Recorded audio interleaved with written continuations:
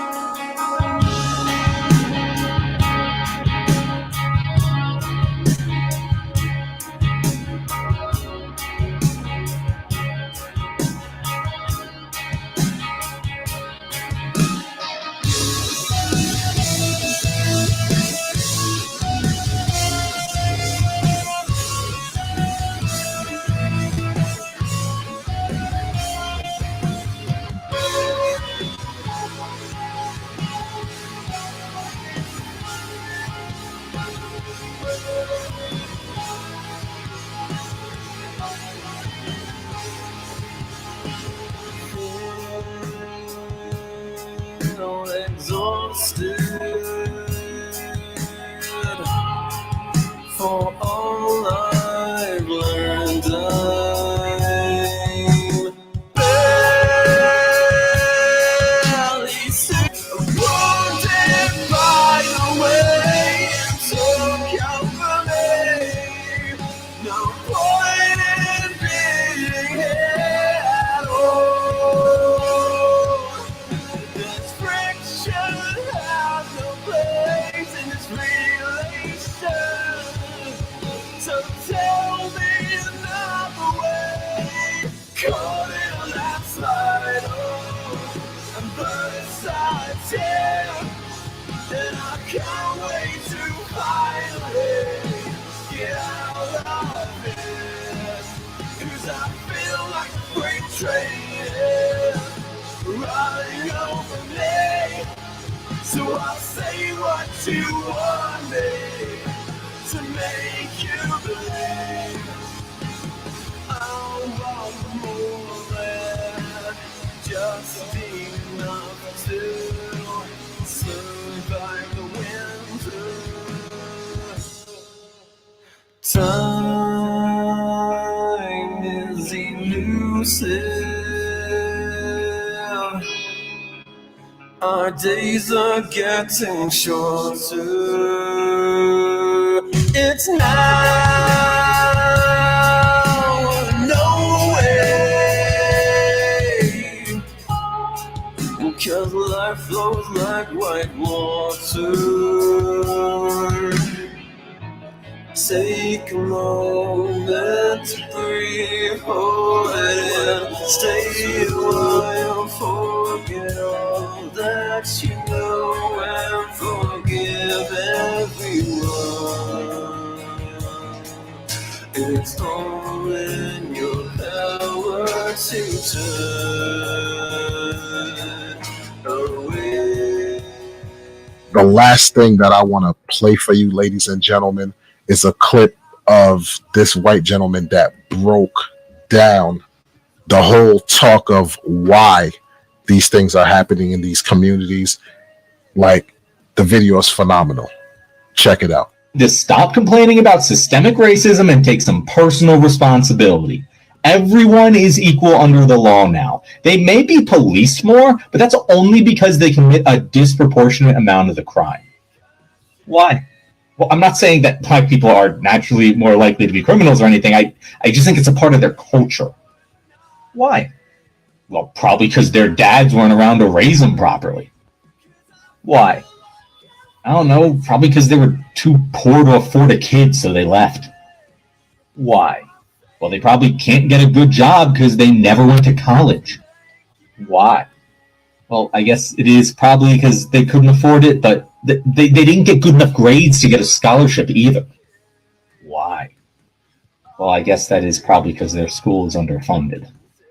Why?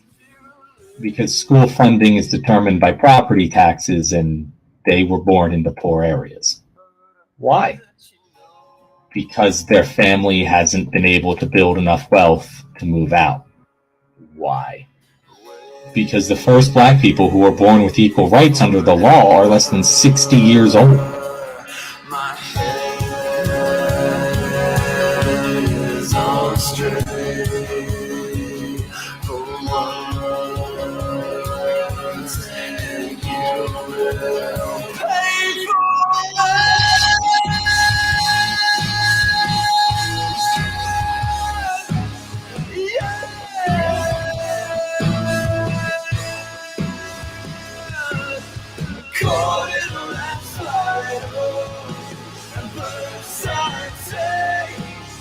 And I can't wait to finally get out of here.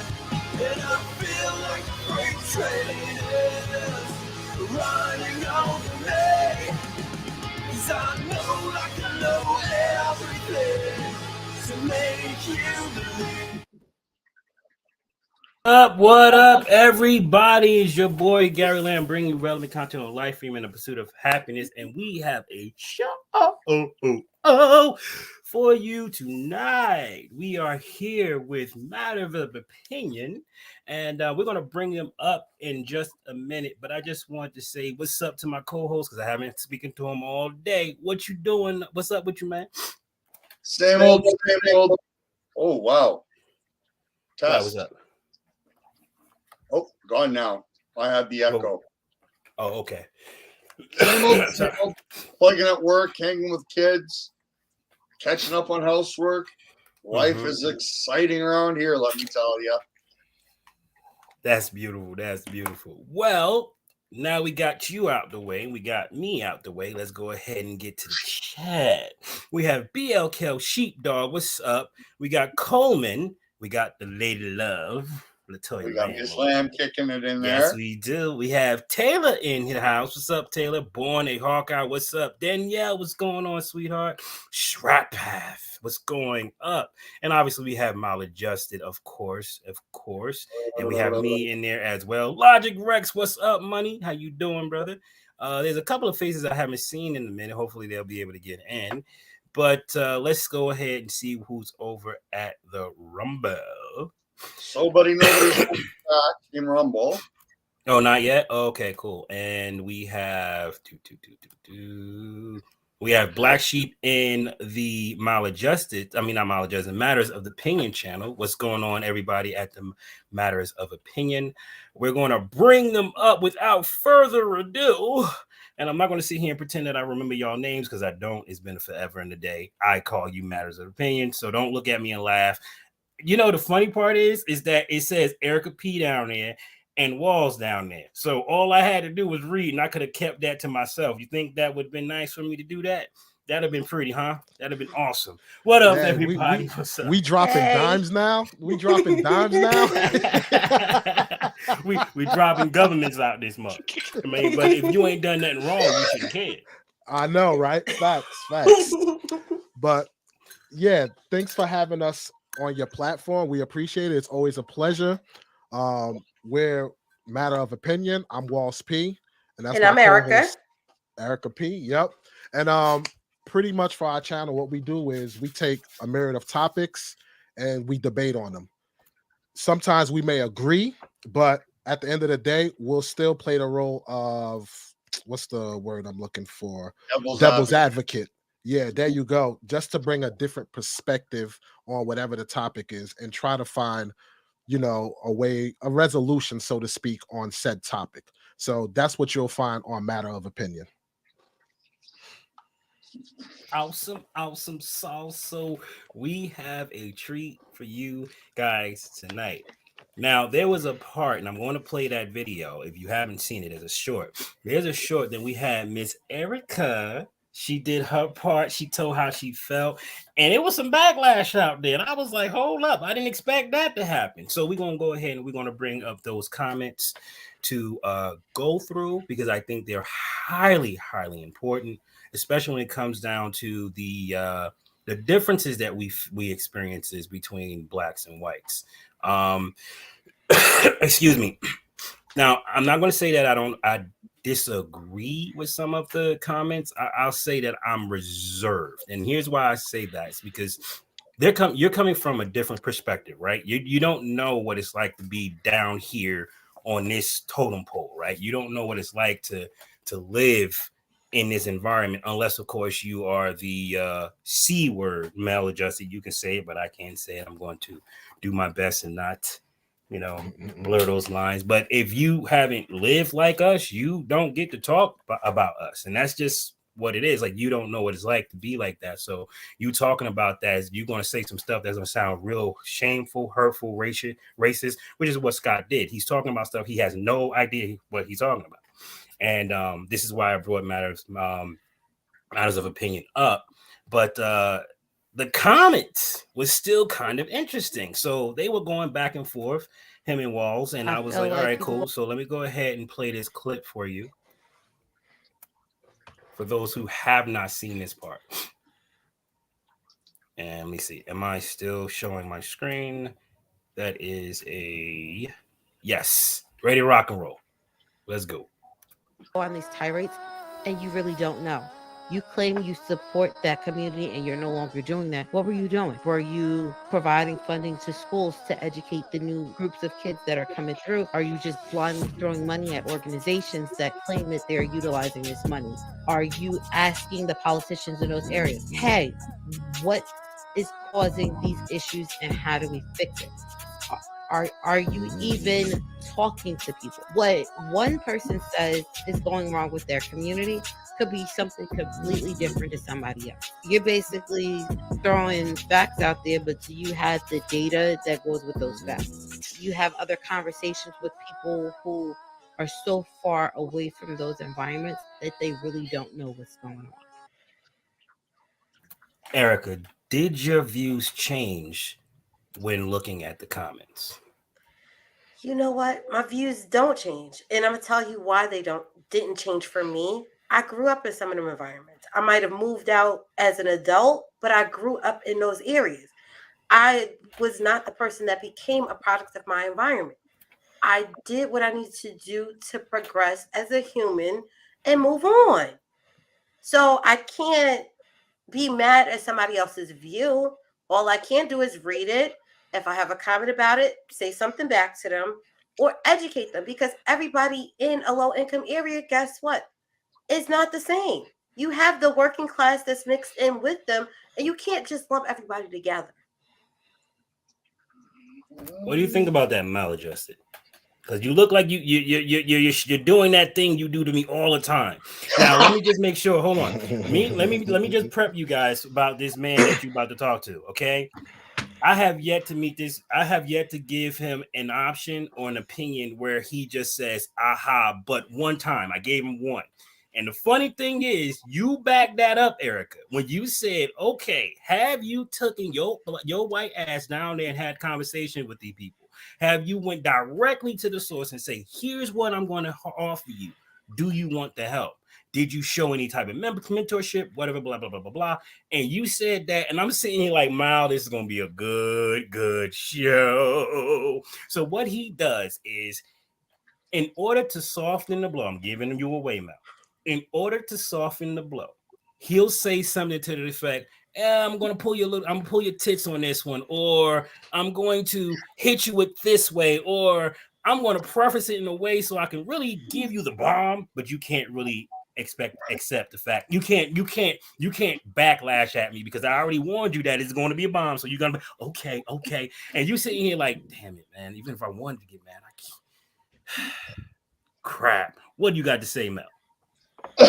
So I come at this weirdly. So I want to make a correction to something I said a few days back after doing a quick lookup. So here in Canada, schools are funded a little bit differently.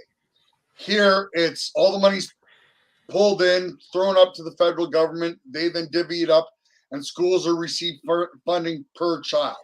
So we'll say it's $5,000 per kid, blah, blah, blah, blah, blah. I didn't realize that school systems were taxed or were largely funded by the property tax in the area. So I thought when I heard Erica's opinion, I'm like, damn, she got me. But I have one small caveat to throw in. These schools are underfunded because property taxes is low, and these property taxes are low because it's mostly single parents. Is that a fair assessment? It's not. And I'm going to tell you why. So I can only tell you based off of where I used to live, which was Irvington, New Jersey. Okay. Irvington, New Jersey's And property before you taxes, even go on, just know Irvington, New Jersey was the hood. Like, it was the what hood, you mean like, it still is. It still is the hood. Way Yeah, worse still than is. that. Yeah. It's horrible now. Yeah. We can deal with that aspect in a second. Being that where I live I'm in the same environment. Gunshots ring out every other day. Meth houses go up like Roman candles the opposite days thereof. People getting yanked and shanked over deals gone bad day in, day out. So I know the environment. Different skin tone, same problems.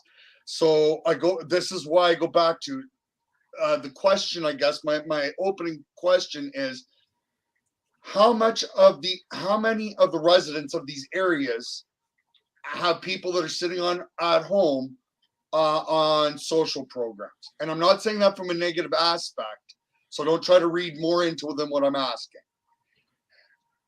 Okay, so I'm gonna break this down. And the reason that I'm choosing Irvington, New Jersey, because I know a lot about that area. I lived in that area for most of my adulthood. My parents bought a house in that area, so I know that area really well. So I'm gonna just start with the property tax for Irvington, New Jersey. I know it's a little over $10,000 a year. That's what it is. You're talking, my parents bought into that area in the early 90s. So if you had a house in the early 90s, you probably bought the house $140,000 back then. Is the property value a lot more now? Of course. My parents lived on the end of a block where most of our block were single family homes. But if you start looking at the top of that block, which is partially Newark, partially Irvington, it's a lot different makeup. You're talking there were buildings on 18th Avenue, where at one point you had multiple residents. But guess what? Those buildings were ran by one landlord. So the taxes that he paid on that building was very minimal. You start going towards the middle of the block, like once you cross that Irvington side, it was 3 and 4 family homes first. Then it goes from the 3 to 4 family homes down to the 2 family homes and then the 1 family homes.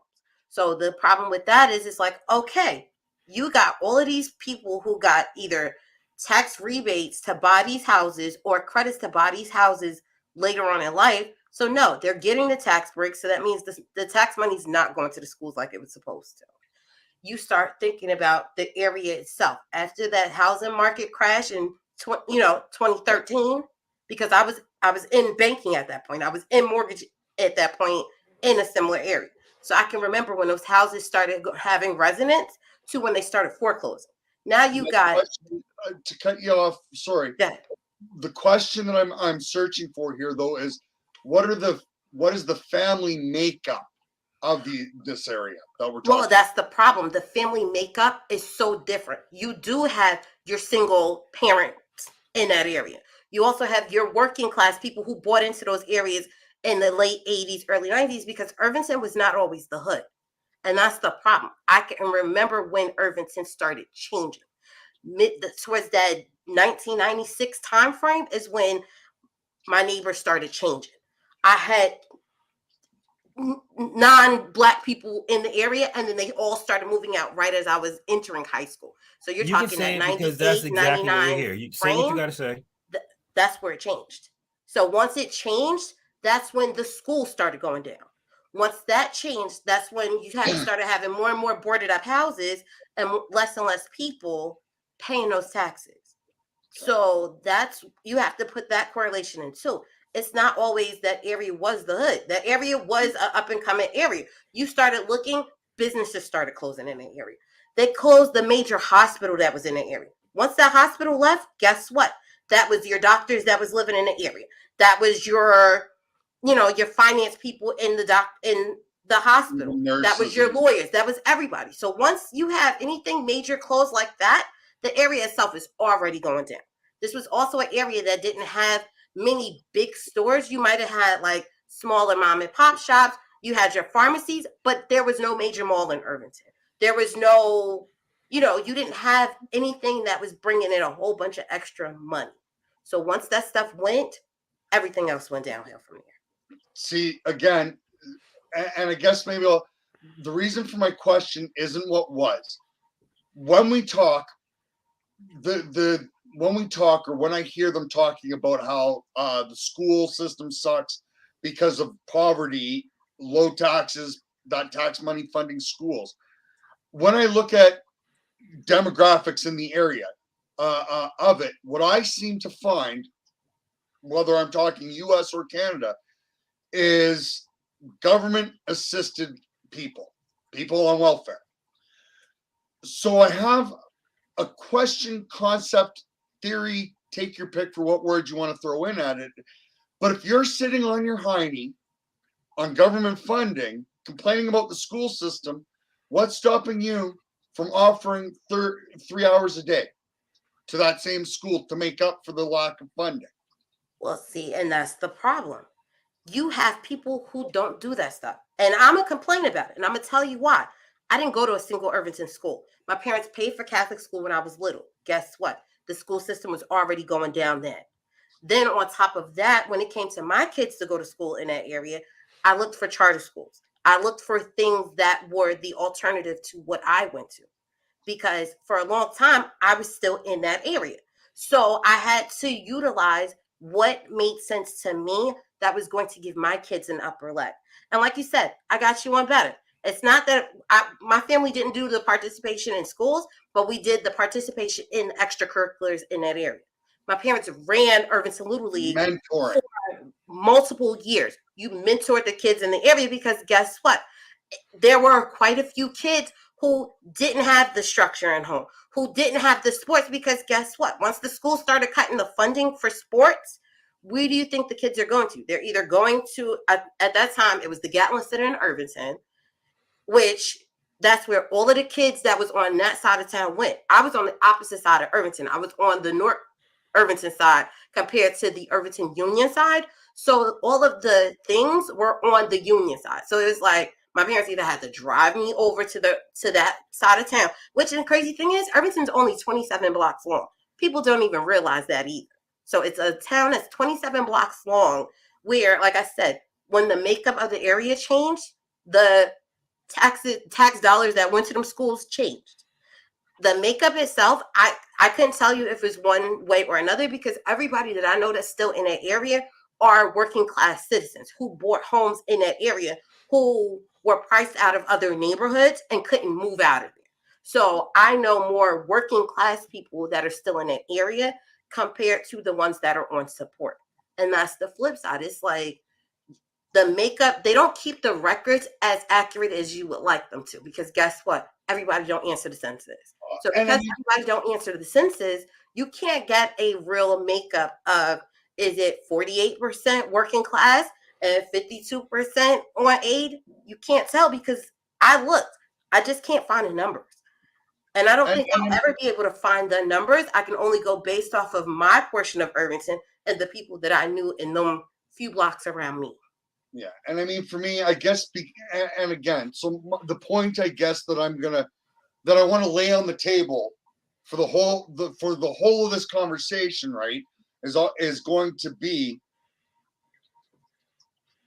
how many of these people that are complaining, and me and Gary have had this, I think I've proven, you go back and watch, and hopefully during our conversation, I can bring it up. A large portion of these allegations that we apply that it's race-based. In my opinion, it's class-based. I come from an environment where I've had the advantage, I guess, of living within multiple different communities. White, Hispanic a little bit, Oriental, so on and so forth.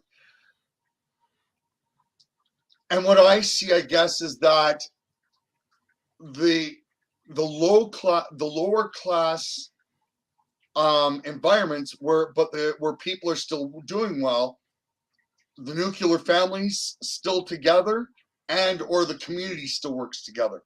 So one of the premises that I'll put on the table through here is these schools not doing well. Is it a result of funding, or is it a result of parents not parenting? Parents not working together with the schools to do something about it. And I can give an example where I live. I can't say a whole lot more than this, but there's two schools that are 500 yards apart. One's on one side of the street, one's on the other, and back a little bit. So the neighborhood is the same for both these schools, right?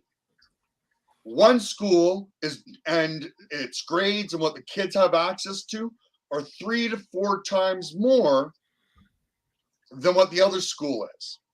But their funding is exactly the same. So the question you ask is, well, why? Well, when I start looking at the one school and the issues that it's having from being a melting pot school, you have parents not wanting to get involved because of istophobia. I'm tired of being called this. I'm tired of being, and I mean, I'm guilty for this.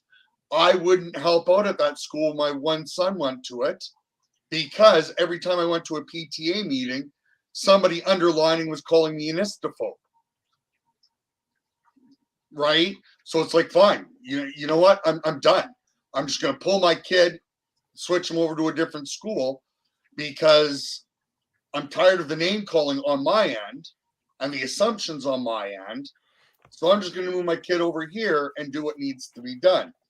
Well, that right there is one of the issues that we're talking about, right? We're like, that's the whole point of this. I mean, Scott says some ridiculous things in my personal opinion, and it's because we don't talk. Sure, he talks, but he don't talk to us, right?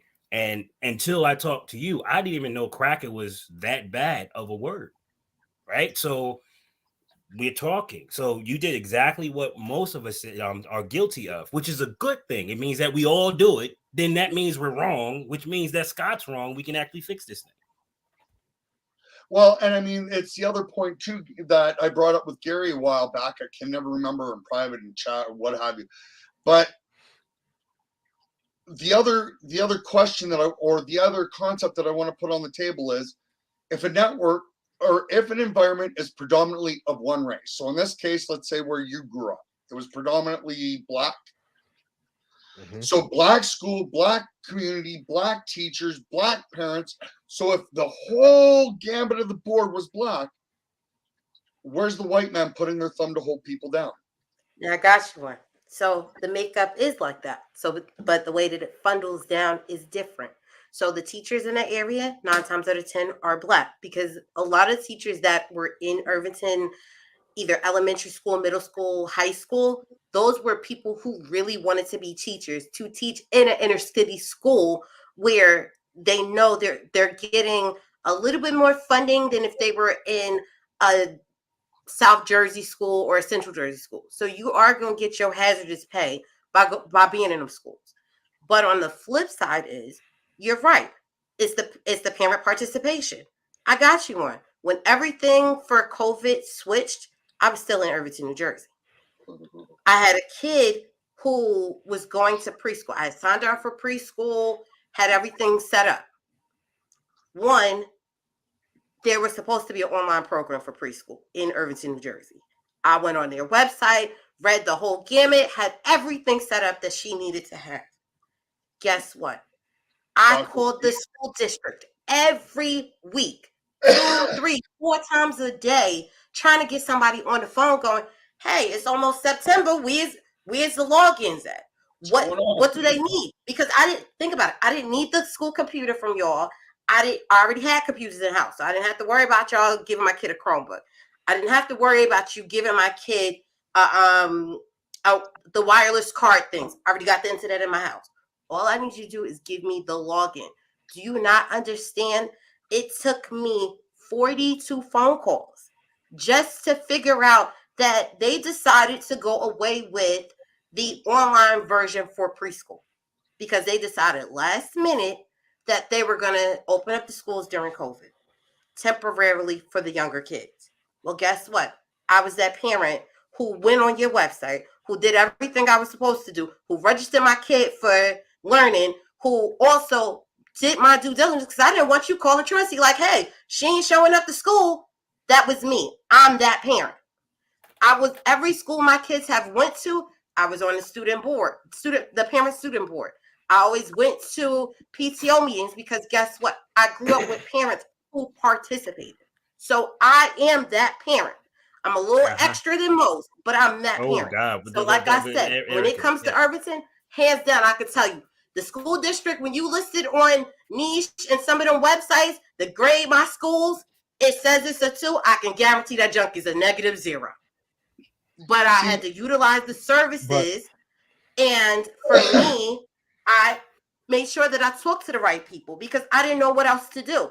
I showed up to the board meeting, to the school board meeting, going, "Hey, you said you're offering this. I want to homeschool my child. Give me my resources." And they never gave me the resources. I wasn't even trying to get your $18,000 a kid. All I wanted to do is know what's the login for my child to go look at the teacher for at least 2 hours a day for y'all to read to her. But you know what, too, though? But check this out, though. A lot of times in like these systems, the people there don't even know about the resources themselves. They got to go through hoops and everything to find out the resources and everything. And this is another thing too. We always because I understand where you're coming from, Maladjusted, where you're saying if the school is black, the town is black and everything like that, why are you blaming white people as the culprit of it? Circumstances like that, I don't think the average person is blaming white people per se, but you got to look at how did these things get to that, I want to say, to get to that level, so to speak. Okay. If you take away the funding, you take away the what's that called? The what are them classes? Elective classes away from the school systems. You start taking things away, it don't give these kids an out. So if it's not getting the funding and everything that it's supposed to, when after school, what are kids gonna do? They're gonna look for whatever out, whether it's their friends or whatever the case may be. So what happens in the community? A lot of black people, when it comes to us speaking out and not getting what we're looking for, we tend to say the hell with it and go look for other means. Hence why Erica P said once she saw she wasn't getting the resources from them schools, she took the kids to another school that would give those resources. And that's what a lot of black folks do. So yes, that immediate community may not be getting better, so to speak, but those parents that are looking for better opportunities are going to whatever other sources they possibly can for the best opportunity for those kids. So that community stays the way that it is. And gets worse. Exactly. Hold on, let me just say one quick thing. I love this setup. This is working beautifully. If we could just get one more white person, this would be great. You know what I'm saying? Yeah, we gotta keep you in ratio, Maladjusted 2 to 3. I ain't worried about it because I'm me, right? Because kiss my ass. You represent white people. You always represent white people. So stop it. You here for that reason. You are the token white person. So get in your damn lane before I get the switch. You understand me? I'm the token cracker, am I? Before you want to be a beaten crack, you're darn right. Kelly said something that was pretty profound. Did you hear let me say something real quick? Let me say something real quick, Gary, because I don't want him to go in on me. Let me give Black Sheepdog his shout out. Black Sheepdog is in the building. What's up, Black Sheep? But yeah, go ahead, Gary. My bad. Yeah, so big tip: teachers, school teachers get their college loans forgiven through the federal programs to encourage teachers to teach in inner cities. Boy, what a beautiful, beautiful incentive. You know what? But let's not jump ahead because here's where I'm going to be. No, you're not jumping ahead. That's what Danielle said. Yeah, no, I know. Here's my problem. You hear the story that you're telling me, and I empathize with it. And one of the things that I always take to heart was something that Gary told me a while back. And you're going to hear this theme, and I'm going to preach it from the rooftops.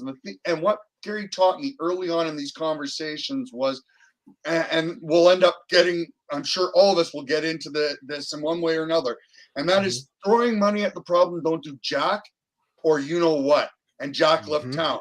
It's meant to. I agree with you. But with that said, keep in mind the story that I hear, the plight. You know what? No, the plight that I hear. I prefer that word, I think, for the context, because I don't want to denigrate what we're talking about, because it is a plight. But here's the plight.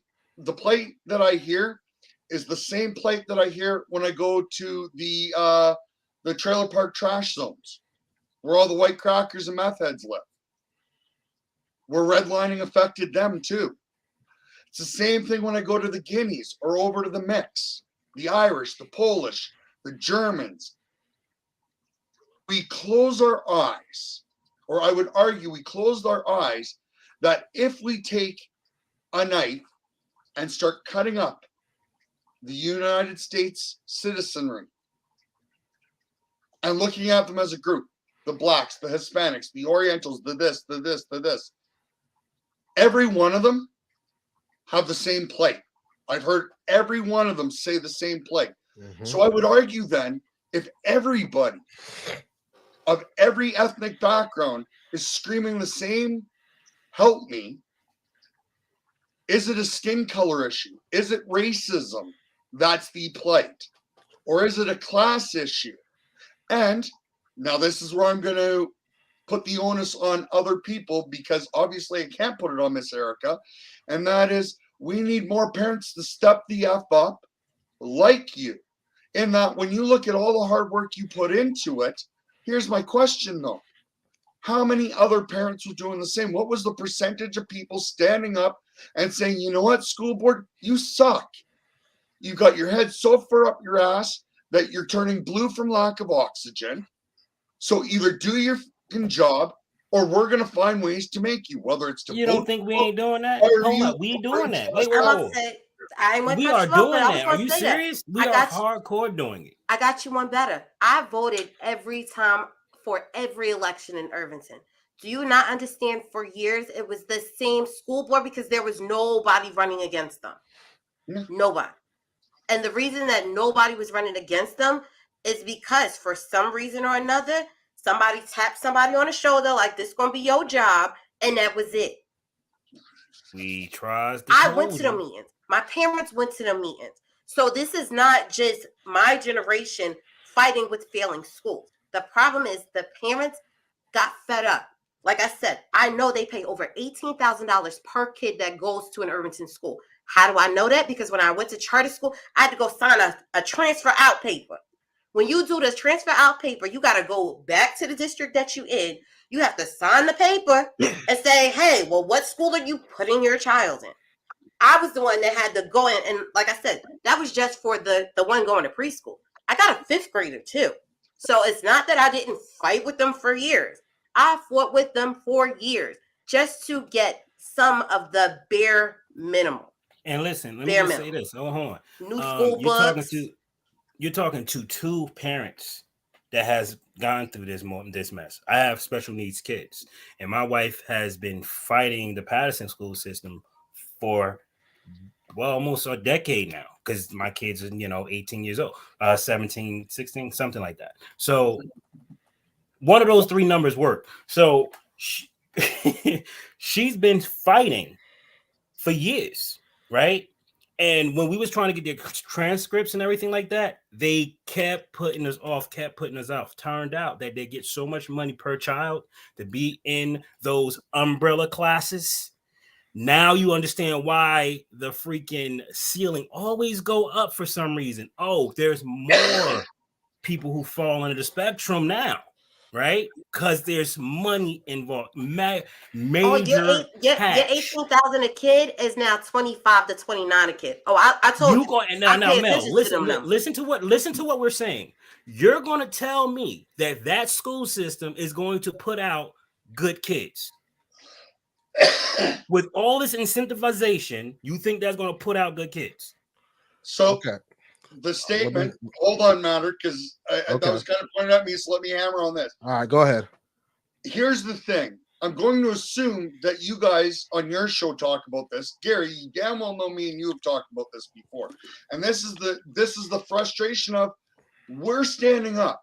We're willing to fight. All we need is for you other lazy such and suches to stand up behind us. Put your hands behind us and say, hallelujah, we're here with you. I'll run the fight. I just need to know you stand behind me. And at some point in time, you stand, you scream, you yell, and you're like, I'm doing it all on my own. I'm burning my wheels, and I ain't going nowhere. Well, then fine. Screw all you. I'm going to worry about mine. Side note to this, just for giggles, so that you guys kind of get where I'm at too. At one point in time, I had kids in Catholic and public K through 8, at the same time as having kids through Catholic and public high school. At the same time, I was working for a private Christian school as their IT consultant. So I built and designed all their tech, offering my extra time and my skills to special needs class that they were renting out there. And at the same time, doing sub work for the Northern Light School District, which is one of the native school districts, so the reserve school districts.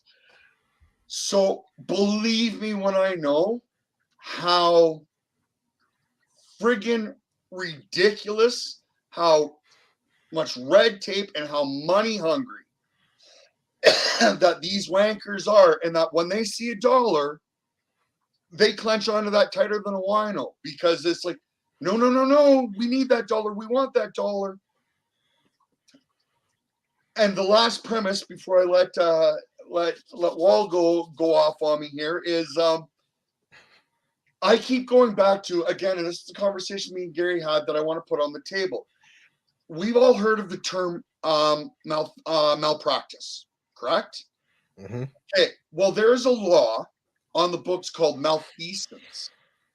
And the concept of malfeasance is, it's a tortious law. It's a civil lawsuit where a person, like any one of the four of us, can sue a person that is functioning in a position of governmental power.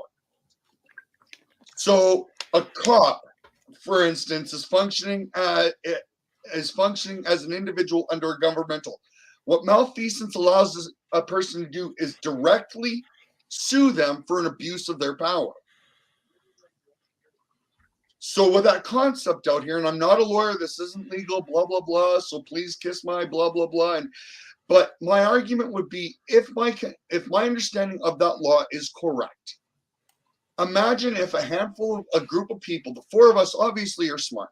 Imagine if the four of us found a lawyer willing to pitch in and drafted a do-it-yourself package of here's how you file for a malfeasance suit. So we start coming at these people in their pocketbooks where they don't get to use the government to help protect them for their poor actions or their poor behavior, where we just can download a PDF, fill it up, file and pop and drop, right? I don't like the system any more than I think any of us do, because the system's becoming fat, bloated, and self-interested. And that's not the way this was supposed to function. And so, again, I guess my argument is, I think that 99% of these things that we're going to talk about, that we put on the table, I would ask you to at least stop, take a deep breath, and is this a racial issue or is this a class issue? Do you think if we brought somebody from another group onto to the table, they'd be saying the same damn song as that we're singing, right? And if that's true, then the solution here is getting back to, we need to fight the power, but we need to do it again. Strong family, strong community, and putting these two things together to start nuking these pigs out of their positions of gluttony. Table's yours. Sorry. Okay. Well, talking, then I got a rebuttal for him too. So here's the thing. A lot of the things that you say, Maladjusted, I agree with you 100%. And contrary to everybody's belief, what Scott Adams said, I didn't have an issue with it. And a lot of black people, as he said, because he had another video and he said, the funny thing is, black people didn't have a problem with what I said. It was the white community that actually canceled him. So black folks recognize these things that go on, in these impoverished areas. What I think the problem is that when black people speak about their issues, especially when it comes to other races and other demographics, people just ignore it. Like, you wasn't a slave, so why are you worried about it? Well, things are a lot better for black people now. It's like I'm talking to you about my issues, and now you're telling me how I'm supposed to feel. Case in point, let's just say for the sake of argument, Gary, you and Erica P, right? Your kids go to a school and they're being harassed. And it's well documented that this school, kids are known to be harassed, bullied, whatever, and the schools don't do anything about it. It's well documented. So here I come and Maladjust, we come with our opinions like, well, maybe your kids is acting up and this, that, and the third, trying to find excuses. And that's for a fact, that's not what's going on with your kids. After a while, you, Gary, and you, Erica P, are going to kind of get upset or kind of get agitated because you're telling us what's going on at the school, and we're finding every reason to undermine what you're going through. And I think that's the issue that blacks go through. And we also have it in the back of our minds when it comes to, our white counterparts. It's like, dude, you do realize that we had 400 years of suffering, and there's still things in place now that kind of make it harder for black people that, like that's the mentality that, a lot of blacks have, whatever. And it's like, so why are you acting like you have no knowledge of this and not even trying to hear what it is that I'm going through? You just like completely undermine it. But when it comes to the Jews, when it comes to all these other ethnicities, people have like the most sympathy and are willing to listen and sympathize. But black people feel like they don't get that. So that's that. I wouldn't say it's more so, hey, blame the white folks, but it's just we feel like when we speak, we're not being heard, so to speak. It's just suck it up, deal with it. Do y'all agree, Gary and Erica P? Do you agree with that settlement or disagree? And it really depends on where you're at. I wish I didn't agree with you, but I do agree with you. And I was going to say that I agree for the most part, because I can't change the fact that I didn't go to the schools in the area that my parents had a house in. I can't change the fact that I, didn't go to elementary school, to high school, went to a college in a whole different area. I can't change that. But guess what? They're also going to look at me like, well, you're coming to these meetings. What kind of leg do you have to stand on? And I'm like, I'm the person who want to participate. I'm the person that want to do better for my kids. I want my kids to do better. And you still looking at me like I'm the part of the same environment because I still live there, or because my parents' house was there, or because I decided to rent a house in the same area to be close to family. I can't always just say it's that district. And the reason I'm going to say this is you got to look at the makers of the town. Where I was at in Irvington, when you start looking at the surrounding areas, the schools 15 minutes away was categorically different. You got South Orange, West Orange, you had Union, all within less than 10 minutes, had schools less than 10 minutes. The schools get the same amount of money, had better resources, had better buildings.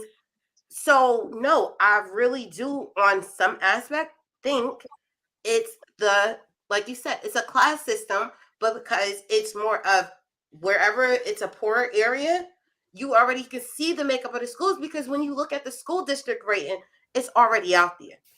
Not to mention, I have to hide where I live when I put it on my application. I have to not have a black name, not black sounding name, all these ways to, make sure that the undesirables come to the, how many times I've gotten oh, you're Gary because I have a white name. My name is Erica. I get the same. I come in the door and they're expecting somebody different because I talk proper. See, me, since my name is Wally, it's kind of okay. Yeah, we don't, but the fact of my last name is more of a French, you could tell he's like French or Caribbean or something like that.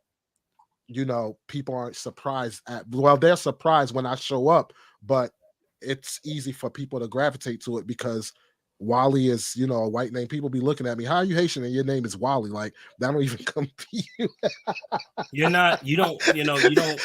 So you think about these things and you notice these things, and you can't really speak about these things because these things are not speakable, right? How can I actually ask the guy who didn't hire me, did he not hire me because of that, right? And I do realize that unfortunately I picked different characteristics in the hiring process. I might accidentally put white sometimes, you know what I'm saying? Because at least I get in the freaking door. You know what I'm saying? It's just what it is. Put it like this: when it comes to the hiring process for a black person, you try to present yourself as the most friendliest of friendly person as possible. All right. That's how you try to present yourself. I want to kind of take over, mostly because I'm chewing over. So you remember how I mentioned the Gary note? So Wally's added a new package that I really like onto my shelf in this, and that was Wally's statement about all these other groups get to throw up their hands and pity me,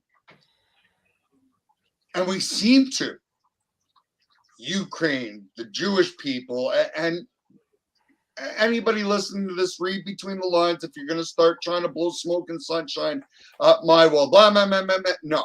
So I want you to know, Wally, if nothing else, that statement is now etched into me, because that's something very important that I need to make sure I'm cognizant of, is that when I'm giving critique or when I'm giving praise or when I'm giving help, that I'm contemplating, am I doing it because or because of? So I want you to know that that for me resonates dramatically. Now, I don't want to get too far into the weeds. So with the slavery thing, I have a bunch of problems with it that I don't want to throw into this chat because it takes us off into the weeds. Percentagely speaking, the amount of people that were actually slaves, how many people were the people that exist today that were actually affected by slavery, argumentatively, is a very small percentage, so on and so forth. Again, redlining did dramatically affect the black population, but it also affected all other populations too, white, so on and so forth. So to say that redlining and all the issues that the black community talk about are exclusively black, I would argue is disingenuous. But again, if we want to pull that one up as another topic, I think it'd be no. Hold on. I'm just laughing at Bam. He going off in there, dude. You have no idea what you're. Look. Calm down. I understand what you're saying. He's like, dude, what you gonna go in there and you know, with a hanger on your head or something? You know, say you were supposed to present yourself properly. You know what I'm saying is that what I think he's saying is, you better not come with any slang.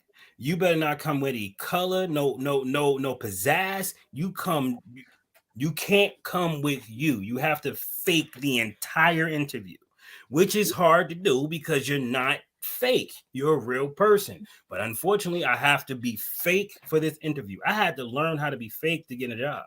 And that's what I think he's trying to say. I could be wrong, but that's what I'm saying. I got you one better.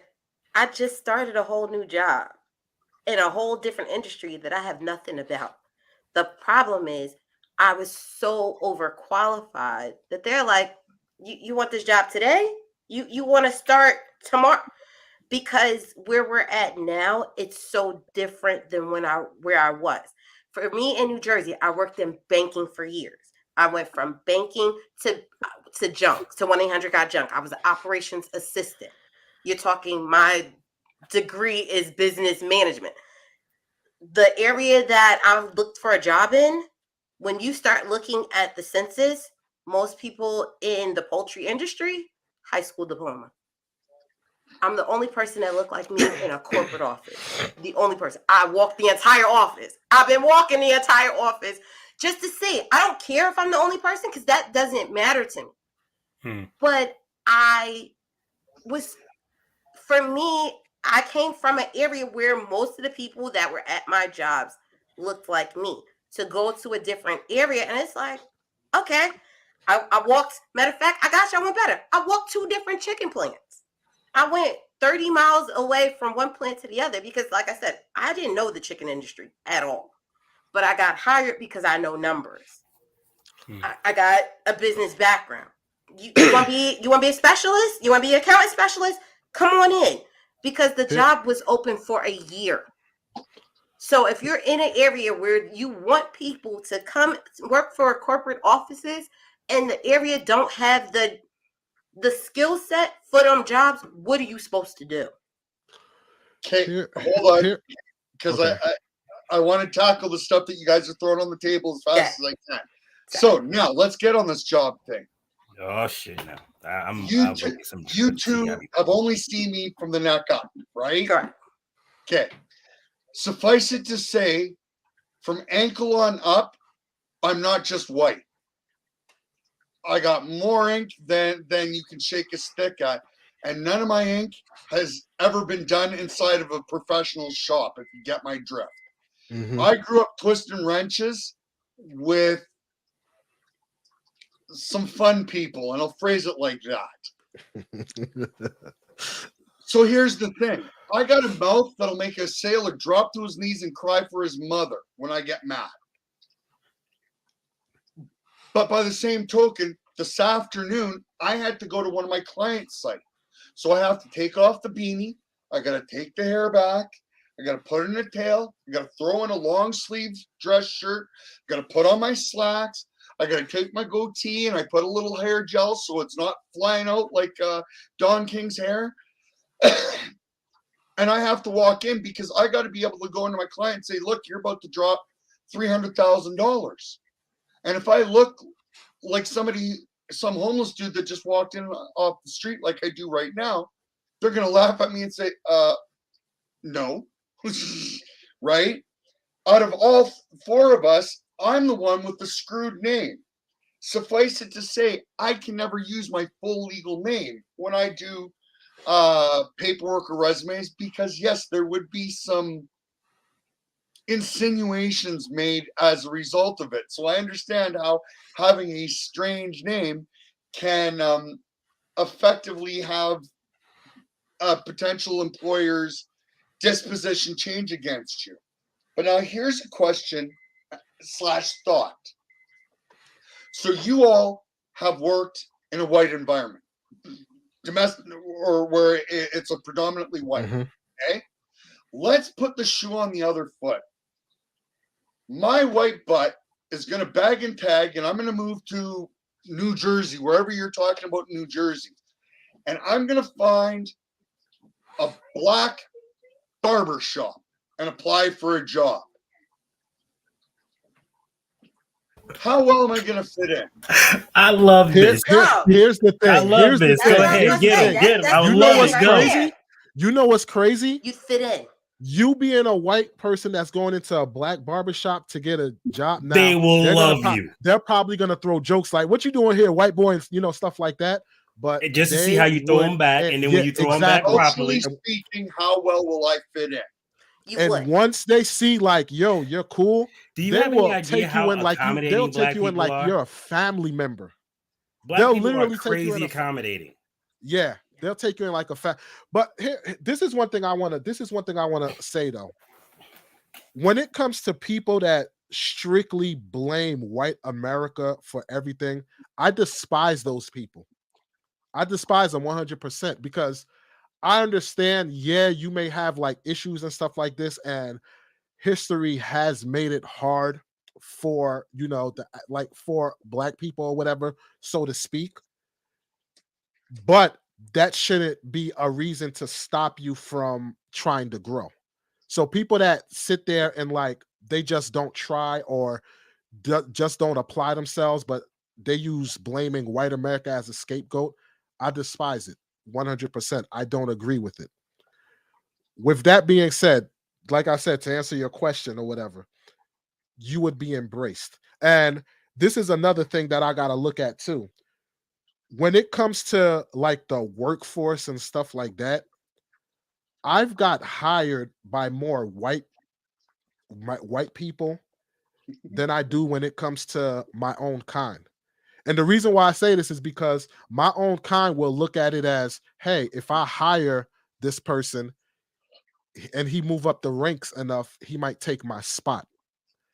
They'll view me as a threat, as opposed to, hey, this is the right person that this is the person that might can get the job done right, so to speak. So I'm like, I don't know. For me, I'm the worst person to speak about people that blame white America, so to speak, because for me, I don't look at it as you should blame white America for every little problem, so to speak. I don't agree with that. Yeah, which brings me to my third point that I'll throw on the table. This is something that me and Gary have talked about. And it's a question as much as anything, maybe a question that doesn't need to be answered. But again, I want it on the table because I still haven't even gotten to my disposition about the Scott Adams wanker. I'm mad at him for all different reasons that I think most people are. But all right, so pause. Do you want to give Chaz a shot or get him out of there? Your call. Don't ask me. I haven't had a what did Chaz say? Chaz says black people have been our biggest obstacle, more than white supremacy. See, that's weird though, because I don't see where Believe it or not, holds anybody else down, and I think that's my problem. Hold on, because I think with what I was about to say before Gary stopped to bring up that comment, I think I might touch on this in a weird way, Gary. And this goes back to a conversation that we've had before on the channel, and this is when I look at the NBA and what they make. Imagine if each one of these players took 2% of their yearly paycheck, pooled it together, and went to these communities and bought stores, bought the local corner store, bought the local Walmart, Oprah Winfrey, all these. You will find I have a very big hate on for Oprah Winfrey, and that's mostly because I get sick of seeing the people in her, you in a car, and I'm thinking, you dumb. Yeah. Because the car ain't doing nothing other than just being a car. I get what you're saying. Why are you taking this money and walking in? Erica, you go to Walmart. You go to Walmart. Going into these black neighborhoods, buying businesses, buying apartment complexes, and saying, you know what? I got so much money that I don't need anything more than a small return on investment. So you know what I'm going to do? I'm going to buy these properties. I'm going to buy these businesses. I'm going to sell them back to the black community to help bail them out. And I don't like that word bail. I'm going to sell it back to them to help them get on their feet and own their own communities, own their own properties. But instead, what do I see? You in a car. Or I see Snoop Dogg's pot habit is more than I make in 5 years. His monthly pot habit is more than I make in 5 years. And I'm thinking, so you're sitting here complaining about people not listening to you. Well, you're high all the time. You're sitting here literally burning up money so you can sit around wasted all the time. And this money could be going to developing the communities that you're claiming that you came from and that you spoke from. And so as much as Chaz's way of phrasing it might be direct, the concept does in itself hold true. Why are rich people from these communities not reinvesting back in their communities? So, see, can I chime in? Can I chime in just real quick, and then you can have it? Go ahead. Yeah. See, for me, what Chaz said, I didn't see nothing wrong with it whatsoever. Because at the end of the day, the way I view it, we're our worst enemy. The black community is we're our worst enemy. And when we have to look ourselves in a mirror, what we tend to do is deflect and try and find any other excuse on why these problems exist, but not point the fingers to ourselves. Like you said, Erica, how you said, you go to these meetings and stuff like this and all of this stuff, vote, blah, blah, blah. The average Black person don't do those things when it comes to impoverished areas. And ask me if correct me if I'm wrong, Erica. What do a lot of Black successful, and probably you too, Gary, what do a lot of Black successful people usually say when it comes to pursuing further avenues of success in this thing called life? Do like white folks do. Because if white people have a problem, they're going to town meetings, they're going to town halls, they're voting, they're doing all these things to invoke change. We'll just sit there and talk about it, but don't do no action. Which is why I love the point you said, Maladjust, when you said, why these people need to get off their asses, get off these programs, and actually try to invoke change and step up and do what they need to do. So that resonate with me, with you saying that, and that's actually what a lot of Black people know in Black communities, but they refuse to acknowledge it. Erica, the floor is yours. Well, and that's what I was going to say too. It really depends on where somebody is and what kind of change they're doing. So remember I told you, Irvington, New Jersey, the next biggest town over was Newark. So for me, I saw where the Queen Latifahs of the world tried to make changes in Newark because that's where she was from.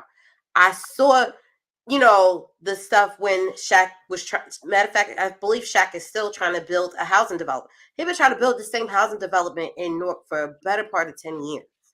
Is it a lot of red tape to get apartments that are affordable in that area? Yes, because the problem is he didn't want to stick the complex. It's in the same town, but he wanted it to be a better area in that town. So he was trying to be at the waterfront. Well, guess what? When the waterfront is selling $3,000, $4,000 a month in rent, he was going to have a whole bunch of red tape to do it. They've been building the same thing. I think it's supposed to be off of Rector Street in Newark. They've been building that complex for years. Erica. So what you're saying is they are doing it. Correct. It's just that they're being people don't know about it. It's not that it's stopped. Now hold Those on. things take so long to come into play. Wait a minute. Maladjusted is shaking his head. Hardcore. So I know the projects that Eric has talked about, and when I first heard about them, they gave me heart. How to phrase this delicately? Oh wait, I'm a jerk. I never phrase much delicately. You know what? I'd like waterfront property too, but let's be realistic. We're trying to create low-income housing, buy out these burnt-out neighborhoods. One building versus buying out one city block and making a huge gated community. What sounds more responsible? What sounds more realistic? Mm-hmm. So, yeah, Shaq's put his money where his mouth is, but he didn't put his brain where his money was. And I'm sorry.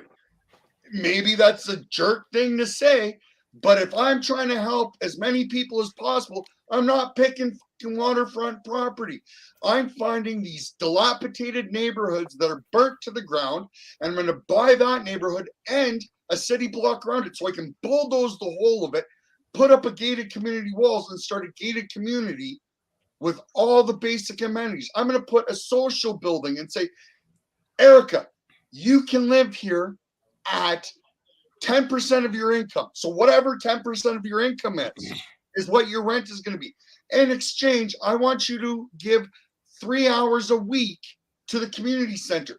Community center, we're going to have enough people here that we can run a 24-hour-a-day daycare run by the people in our community at no cost. If you live here, you can use this daycare. This daycare will be manned 24 hours a day, so it doesn't matter what your shift is going to be. I've got a grade 10 education. I've been kicked out of more high schools than there are in the city I can live in. And if I can figure this out, how does somebody like Shaq with multiple millions of dollars and people that he can pay to help him figure this crap out, Can't figure this out. Okay, Cool. so on that aspect, I could tell you why though. It's all about zoning. You have to look at the zones of what they were trying to use. You can't, and I'm not saying this to be funny because I also did Habitat for Humanities and help build some of these houses in those areas too. I did that. So, like I said, I've been in corporate for quite a while. I've also gave back to my community for quite a while. I had parents that gave back to their community. So those are things I can remember doing. But in Shaq's case, yes, for him to build new, you had to go someplace that didn't already have something there. The reason is, one, you could build it from the ground the way that you want. If he would have took over some of the other blocks, a big portion of Newark, they don't want to say it, is historic. So once he start going, I want to put this here, then you would have had to negate some of that kind of stuff. Yeah, I know You what you're also- talking about there. You also have, remember, I told you, I lived in Irvington, but I worked in Newark a better part of my adult life. My kid went to school in the Newark charter school area because it was close to where I was working at the time. I can remember when Teachers Village was a thought and Teachers Village became a reality. Why? Because I worked at Bank of America that was right around the corner. So I saw when they had to go through all of the zoning things, put the big billboards on the side of the walls. Because I read that stuff. I'm one of those people, if I'm out walking, I'm stopping and I'm looking. I want to know what's coming in the area or what they're trying to bring in. You know, this is before the day of dial into Zoom and listen to this call. I was already downtown Newark. If I had the time, I was going to go listen. Because that's what I was interested in. But like you said, yes, I get it. Shaq probably could have did a little bit of a different area. But if you already had the teachers community, I can't remember what it's called at the moment, Teachers Village, there we go. When you had Teachers Village going on years prior to him, that was one area he couldn't go into because that little downtown right area was right there. And guess what? People don't even realize them blocks was the projects back in the day. They demolished the projects for them to bring in some of this stuff. People who used to live off of Rose Street and some of these other areas that was in Newark at the time, they don't remember what was there before the Key Foods that's on Springfield Avenue to this day. I was in Newark at them times. My parents were born and raised in Newark. So I saw the changes in some of them areas. People don't remember when Clinton Avenue was a line of just stores, and then they started demolishing the stores because they started changing the zoning for lower income houses to come in. They had a whole project that came in, and guess what? Not even 4 years later, nobody was in that community. So did your builders lose their funding? Did people pull out? Because those are all things too that could have helped that community. That was giving people jobs in the area. That was giving people places to live in the area when they was trying to bring people in. So I'm like, even though, like I said, my gist is Irvington because I know Irvington exclusively because that's where I was. I know that sister town right next door too. And like I said, I worked for companies that got tax breaks for 10 and 15 years to bring their business to Newark. And guess what? The minute the tax break was over, they shipped out. So my job had a whole building for years where they were paying the city $1. How do I know? Because I looked it up. Here's one thing I gotta say though, because you can have all the low income housing all you want. The problem is, in my opinion, is if you're gonna have low income housing, you need some kind of format to remedy the problem. Meaning, stop having people who are on these programs move in. Have people that are actually working, show a history of working for them to qualify to move into these houses. Because when you bring the people who aren't working and everything, and they just get, a voucher to pay their rent, whatever, they don't care. Once they turn it to crap, they're just gonna put in to go to the next place. You maladjust. So you gotta put people that. You get what I'm saying? Look, you got to get people who are working. Go ahead, Gary, because I know you want to say something. This right here, this is why I love this, right? Because for a long time, I've been thinking maybe I'm wrong. Maybe I thought my life was different. Maybe it's not what I thought it is. Maybe it's just up in my head. And maybe what I'm actually witnessing is just an illusion, you see. And then I talk to my people, and I'm like, oh, thank you for bringing me back. Thank you. Oh God, I thought I was the only one. Holy cow!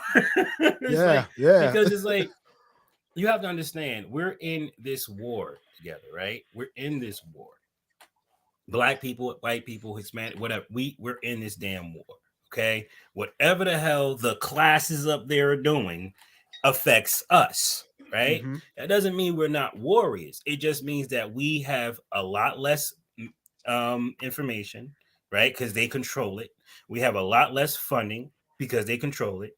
We have a lot less just about everything because they control it. And we're trying to get a little bit more of that control back bit by bit.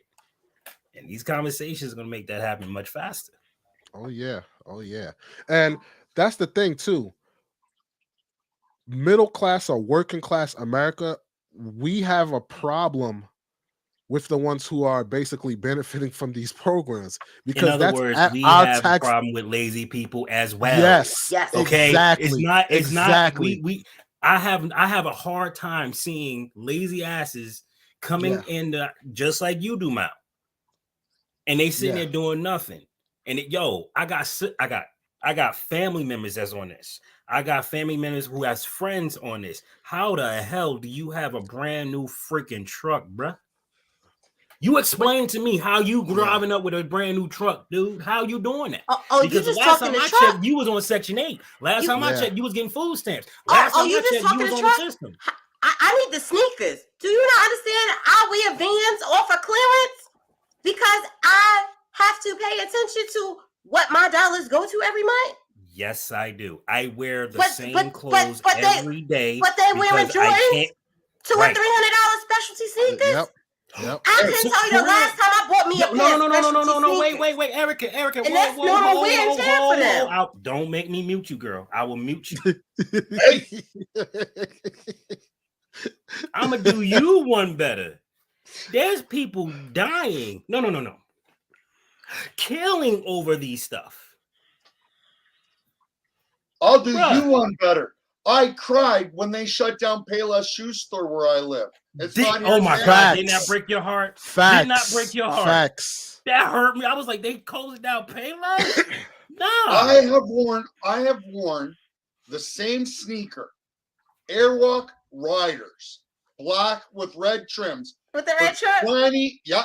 For 25 years. I have my combat work boots, right? My all-terrain, winter, summer, and my Airwalk Riders. It's the only shoe. The only place I've been able to get them for the past 8-9 years was Payless Shoe Store. And then I see going out of business. And I dropped to my knees and I cried because they're wanting $25 shoes. Now the cheapest I can find are $40. And it's like $15 don't sound like much. Well, that's a lot to me when you're a struggling parent, right? Yes. Yeah. And that's another thing people don't understand. We don't like them either because they give us a bad look. They really do. Yeah. They give us a horrible look. And the two is like,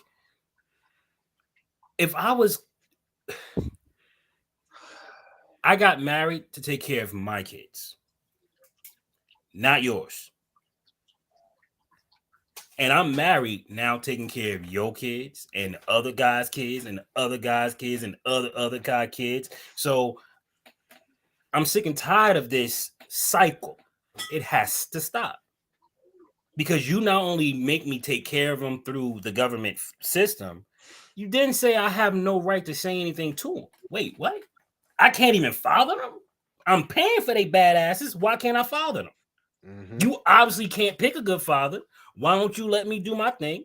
Show you how to help them up, raise them up. Oh, no, but that's none of your business, right?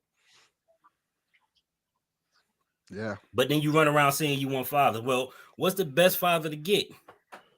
One that's doing what? Taking care of his damn kids. Mm-hmm. And go ahead. It's crazy, man, because these programs are set up so backwards. Whereas it make the lazy ones, it incentivize them not to do anything. And the ones who are working, right? Me and Erica were just having this conversation. Don't blame the programs, blame the people that allow No.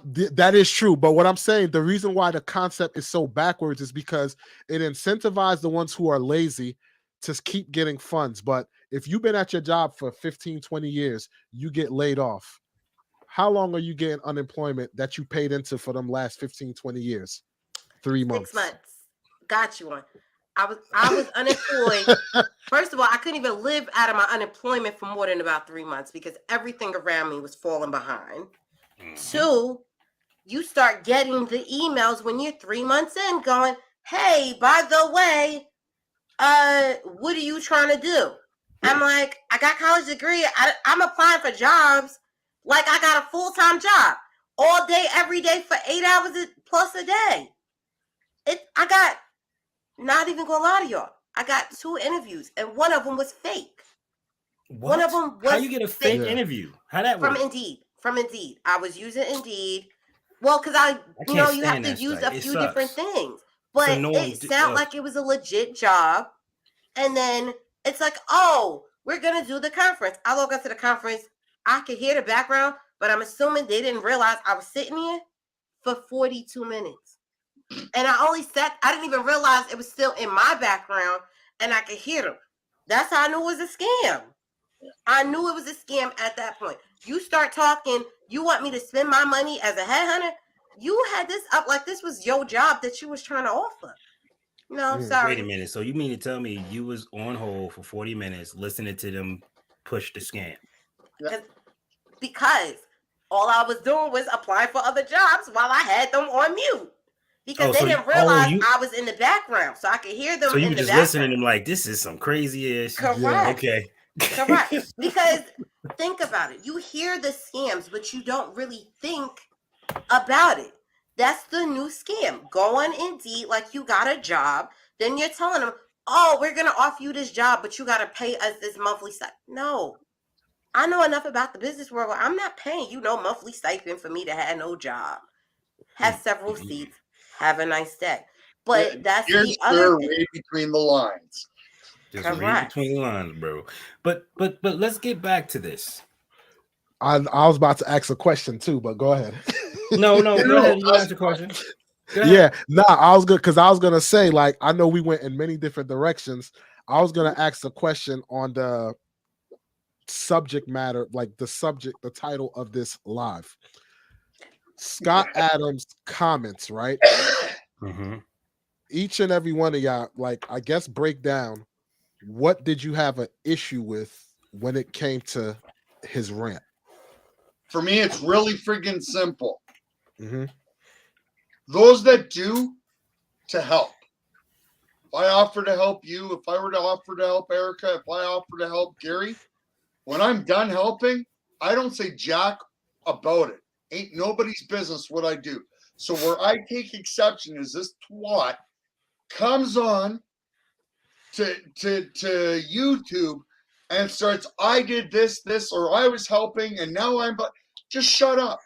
You helped. You're not happy with the end results. Shut up and move on. Don't come lighting a fire like you're some saving angel. You started to help. You've decided not to, for whatever your reasons may be. Move on and shut up. What do you want? Gotcha. A pat in the head and a cookie? Right? Why do you got to call people down? Why do you got to be an ignorant jerk about this and start, well, just shut up. You did, you're unhappy, move on.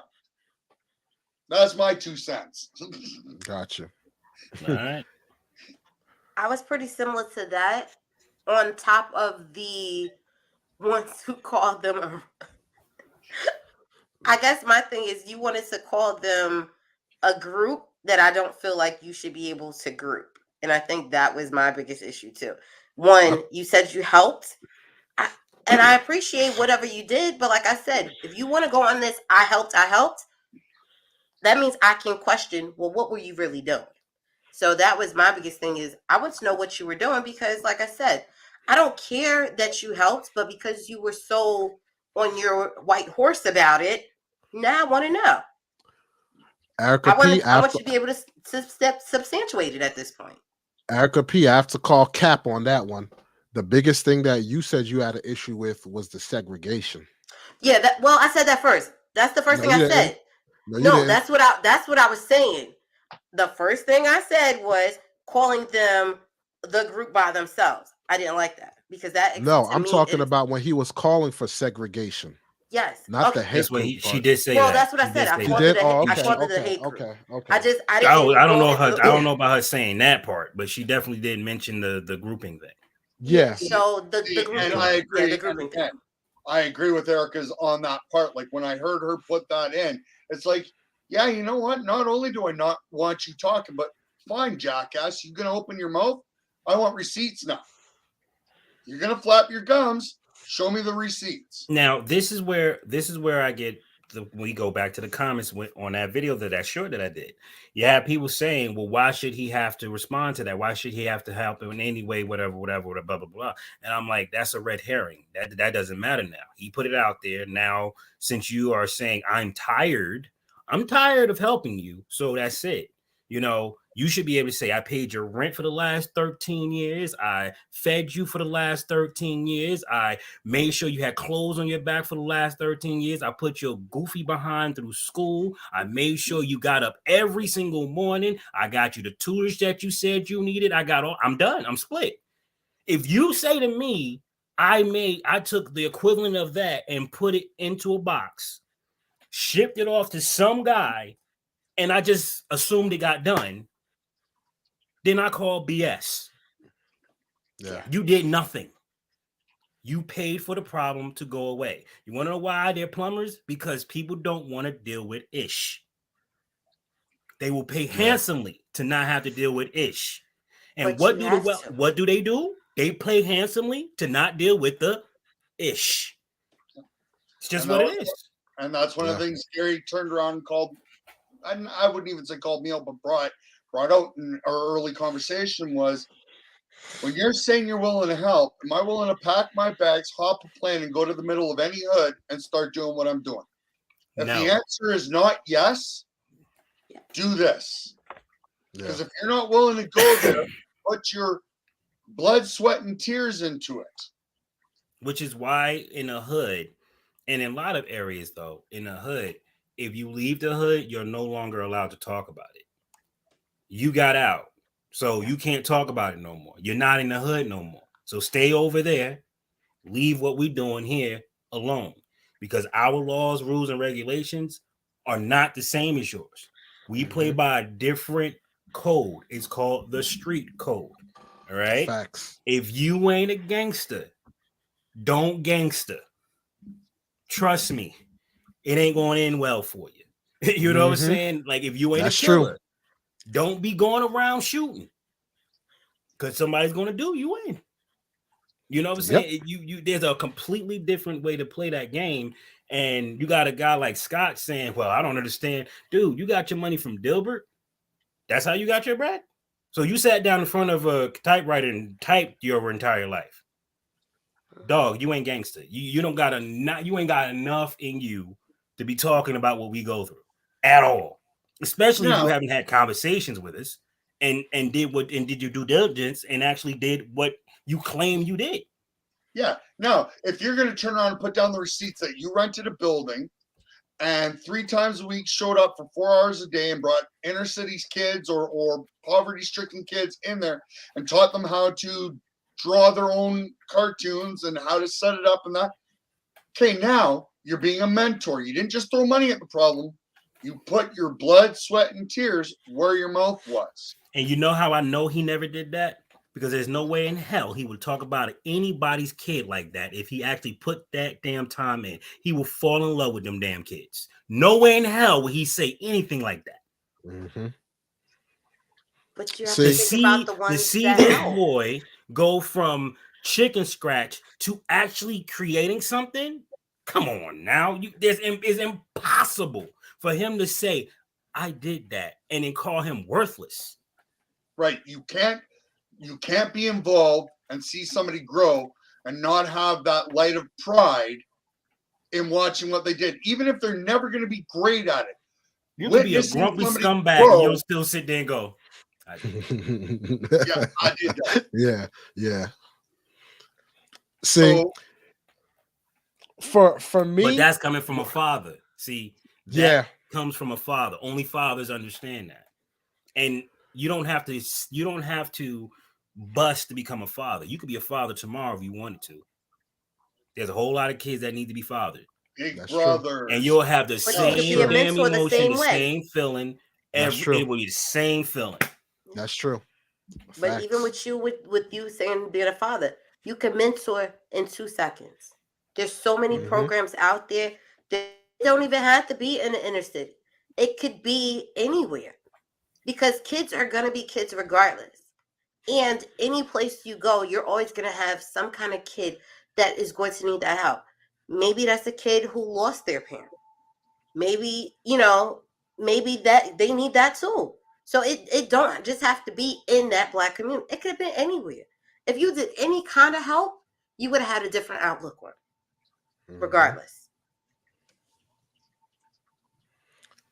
See, for me, as far as like my take on what he said, like I said in the beginning, I didn't have much problems of the things that he said, except for what you everybody just pointed out with him putting his 2 cents in and not giving no receipts.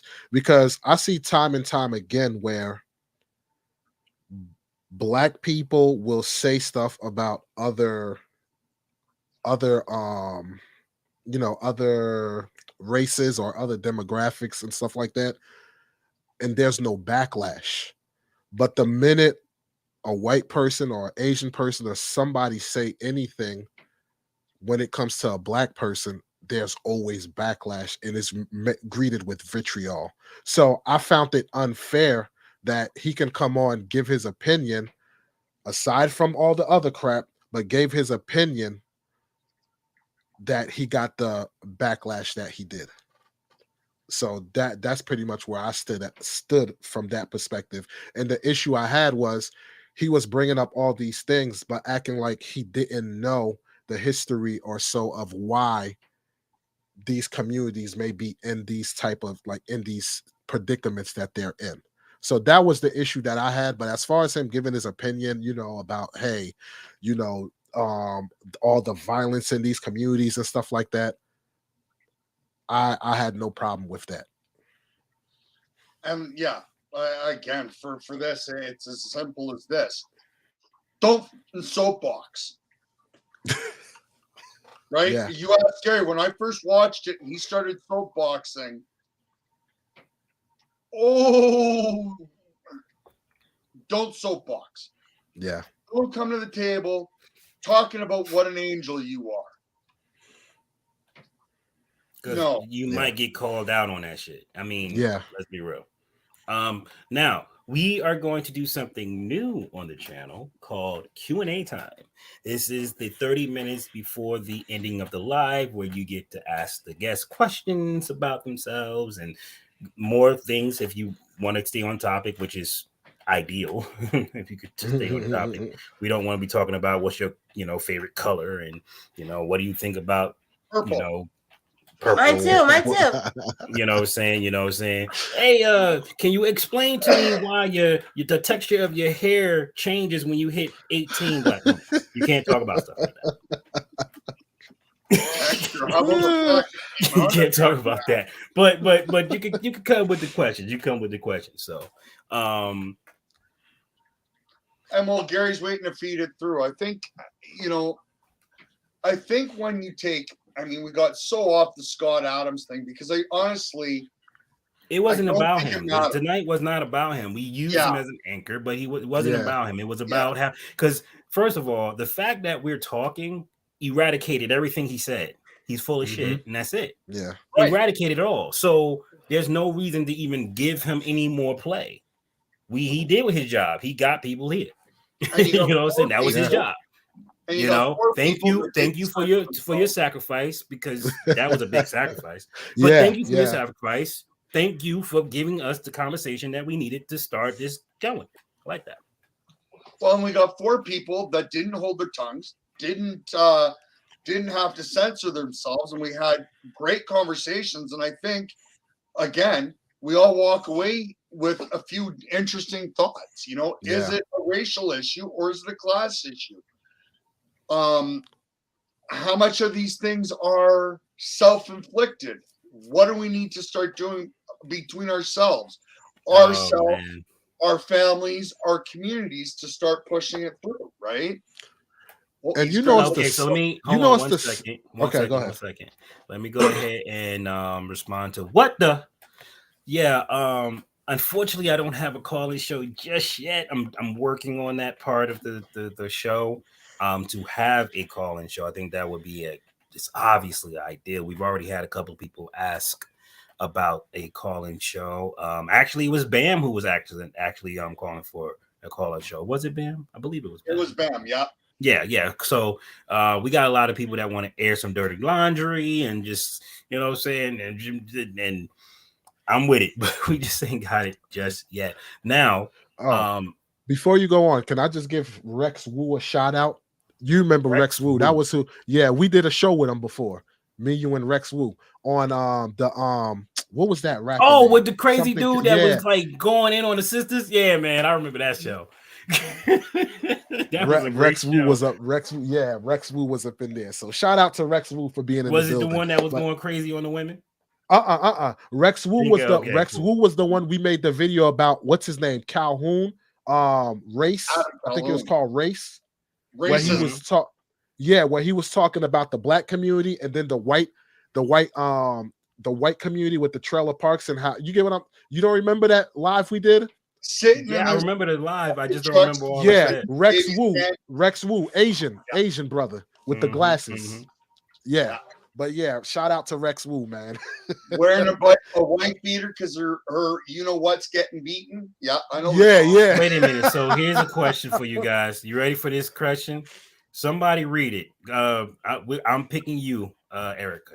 You're Chaz, you're the got you. So Chaz explained to us that passing of the 1964 Civil Rights Act did for America with them K's that further divided us than prior to 1964 our way.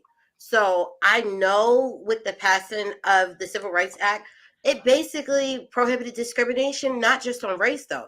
That's race, that's color, that's religion, that's sex, that's national origin, like that's everything.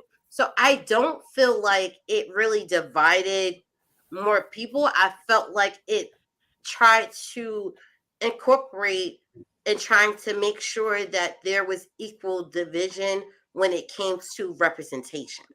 Do I still see that representation today? Not exactly, but it was a start to help trying to bridge the gap for people in the workforce. It was supposed to help bridge the gap of, people applying for possibly loans. These are all things that people utilize one way or another, and they don't always look at it the same. Now, did people figure out how to go above the Civil Rights Act and try to divide in other ways? Absolutely. That's when you got those redlining laws. That's when you started having people segregating neighborhoods by, breaking it up.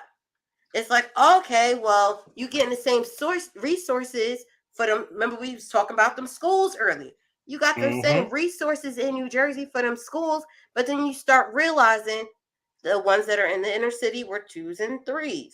You start moving closer to the suburbs, them schools started going from them 2s and 3s to them 5, 6, 7, 8, 9s. You start getting to them that median house income, because people don't always look at the median house price when they start looking in them areas, even when they're renting. You got to start looking at that divide, because when you start looking at that divide, that's when one, your median income for your house, that means you got more taxes coming in. That means them kids, they $18,000 that per kid for school is going to get divided a little bit better.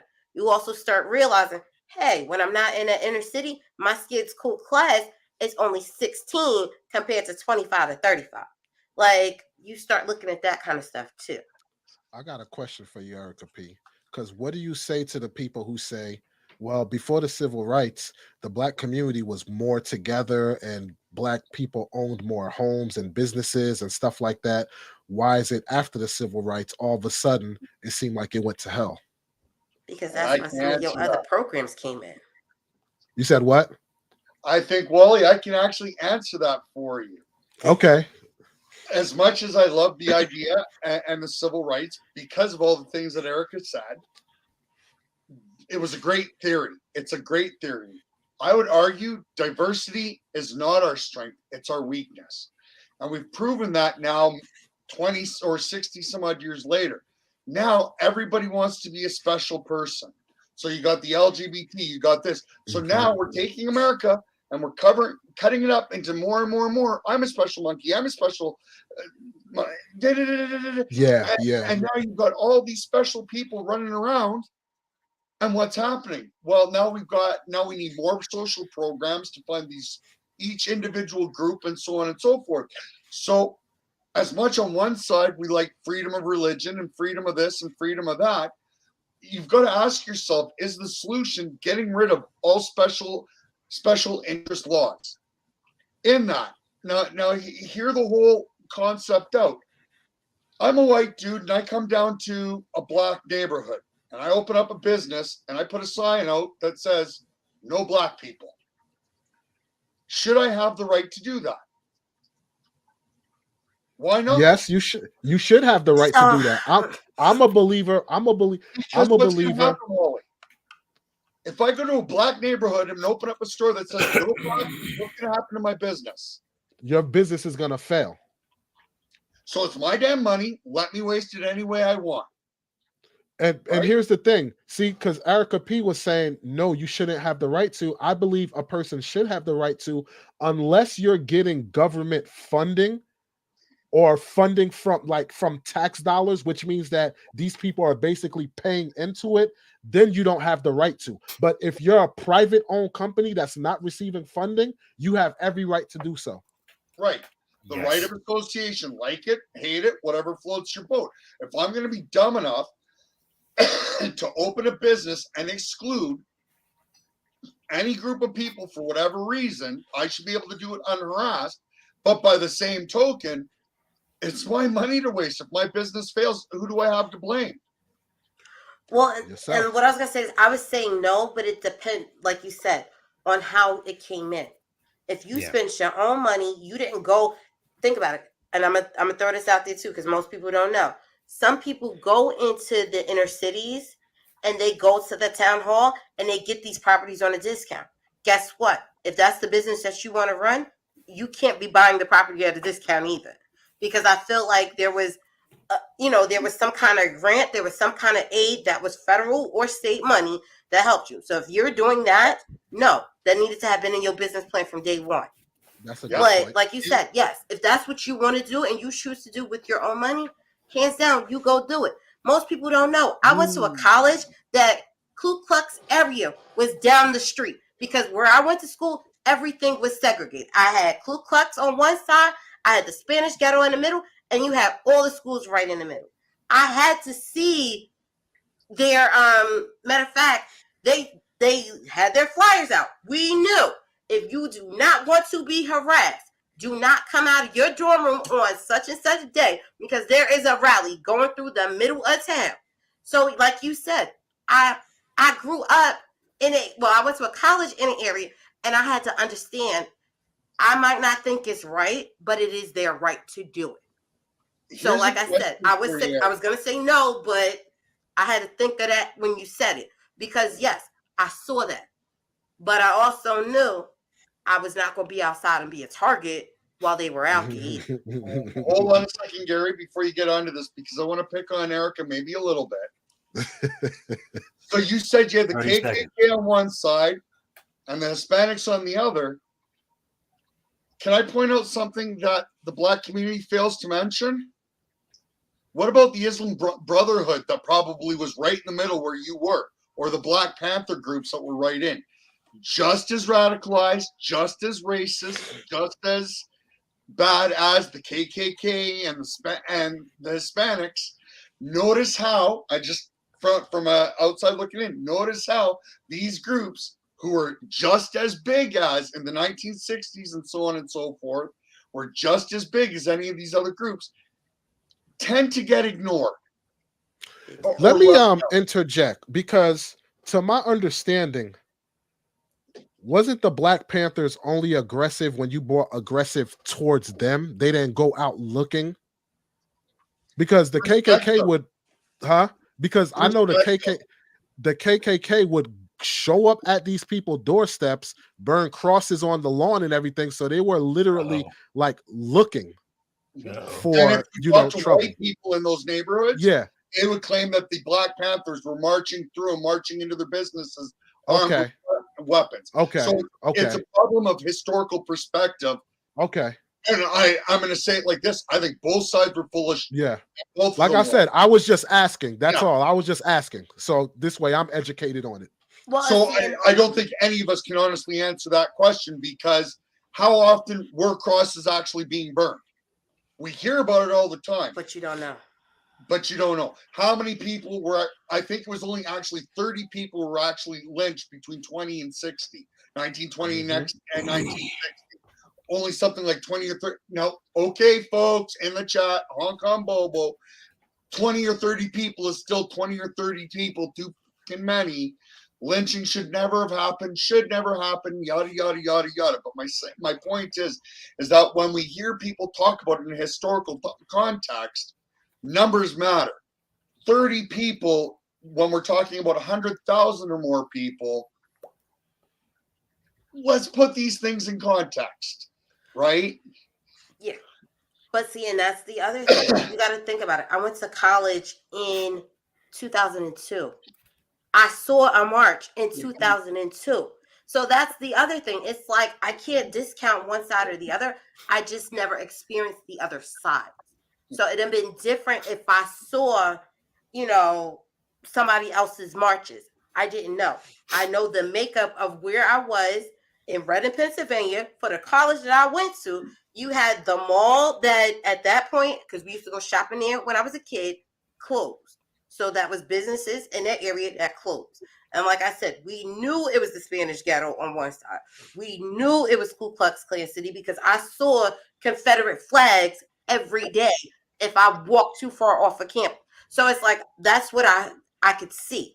We knew if there was anything going on in that area, they would have it posted for people to know. There was also the school, you know, this is when internet first started for me. The school would post it on their website. Students beware, because they wanted to make sure everybody was in that inclusion and was comfortable. So that's what I'm saying. For me, like, yes, I know slavery for me was a long time ago. I get that. I get, you know, I may not know, but I know my grandmother is 85 years old. I know her sister is 103, who was right at that cusp. So yes, do we hear those stories? We hear them because my family was from Georgia. I could trace my family back to that plantation. I can't trace them back any further than that. But on the flip side, it's like that's one person knowing their history. I can't discount it one way or the other. I didn't feel that. I know people say the Civil Rights Act caused a whole bunch of other problems. I get that too.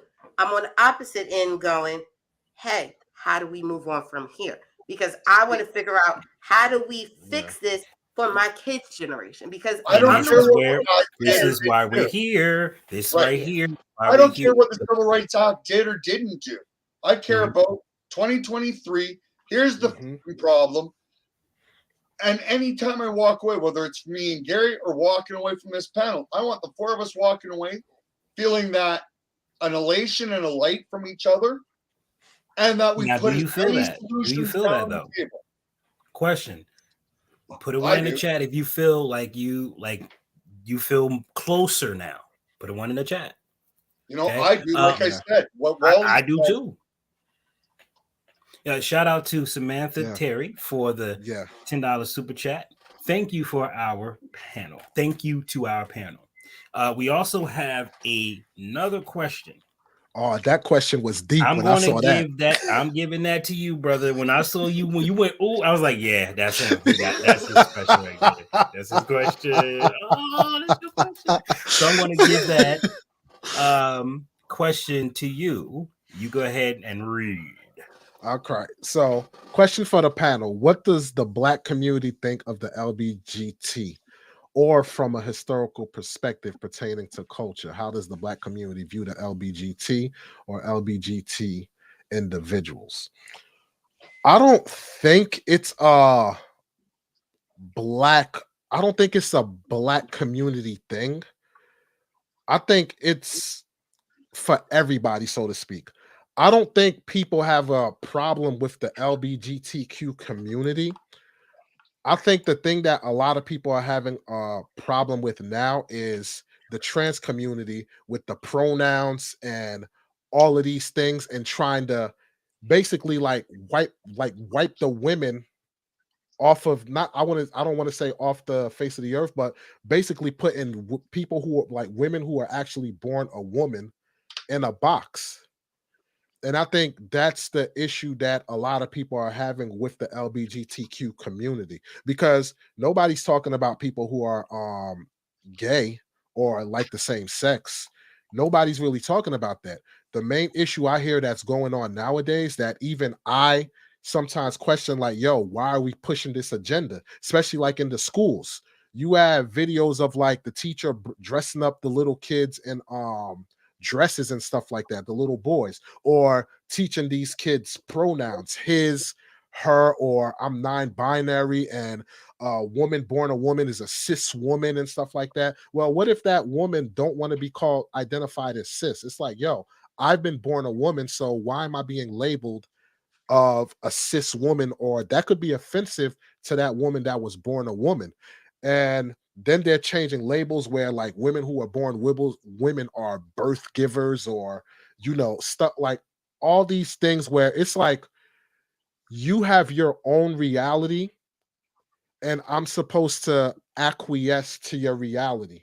And it doesn't work that way. It's like, if I feel, hey, I was born by my by my Haitian parents, whatever, I feel like I was actually should have been born, or was born under Queen Elizabeth and their lineage. So you know what? I'm royalty now. So I want everybody else to associate me as Prince Walls P or Prince Wally or King whatever. That's my reality of the situation. So why would everybody else acquiesce to that reality, so to speak? Like, you can't go against science. That's just the way I look at it. So I think that's the main issue, especially when you got them going in women bathrooms and they didn't get the reconstruction surgery down there. If I have my daughter, 6-7-year-old, that go in that bathroom and that individual is in there exposing himself, because there are cases of them exposed, like transgenders exposing themselves, I'm gonna be type mad about that. I'm gonna feel very offended and pissed off about it. So I don't think it's the LGBTQ community per se. I think it's this whole trans movement that a lot of people, and it's not just the Black community, I think it's everybody on a whole, are like, yo, stop pushing this agenda. Now, especially in the schools, like teach math and teach my kids how to progress in life. They don't need to learn about sexuality and stuff. They'll learn that later in life. Floor is yours. Yes. Nah, you just opened up a whole nother can. Okay. I was trying to stop you before you did it, and you did it anyway. Okay, my bad. Stop. But you know what? I get to go loose, Gary. So we'll see if Erica wants to jump in. But what? Well, no, we're going to give it to him. And that tells me he doesn't get it. I believe he means to mention the non-binary community, trans community ain't about pronouns. Now, logic. This is what I was trying to explain to you the other day. If you guys don't know what the hell y'all are, how are we going to know? We don't understand you. We don't know that non-binary and transgender are two different things, that they don't care about pronouns, although they're trying to call women cis. That's a pronoun. in my opinion, which means they care about pronouns. They want to give us a label. Well, our women a label too. And I'm like, well, no, they're women. You're the one that needs the label. We don't need that shit.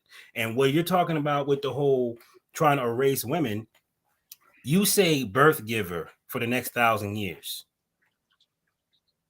And you call every woman. Mhm. You just erase women. Because now everybody's women. It's just that these set of women can actually give birth. No. That's what they're trying to do. The way science is, they're gonna be giving birth in a minute too, because they trying to do a whole womb transplant. I saw that a few years back. Bruh. Saw articles about it. That's I pay attention to quite a few different things. I don't know why you do that. I got Because one life to live. I like to learn, so I might see something that might grab my attention. I don't need to know. No, that's stuff I don't need to know. That's saw their it. business. And that's what it was. I saw it, and then it made me go down the rabbit hole to figure out what were they really trying to do. Oh, when y'all done giving y'all takes, I got a question for y'all on the panel. Okay, I'm going to fly through this as fast as I can. So Rex, I'm sorry. I'm going to try to hit this because. All right. So through I ain't history, got nothing to do with it. Let's make this nice, quick, and simple, folks. Through history, why were the LGBT pushed out? Well, here's because why. In the good old days, men had masculine jobs.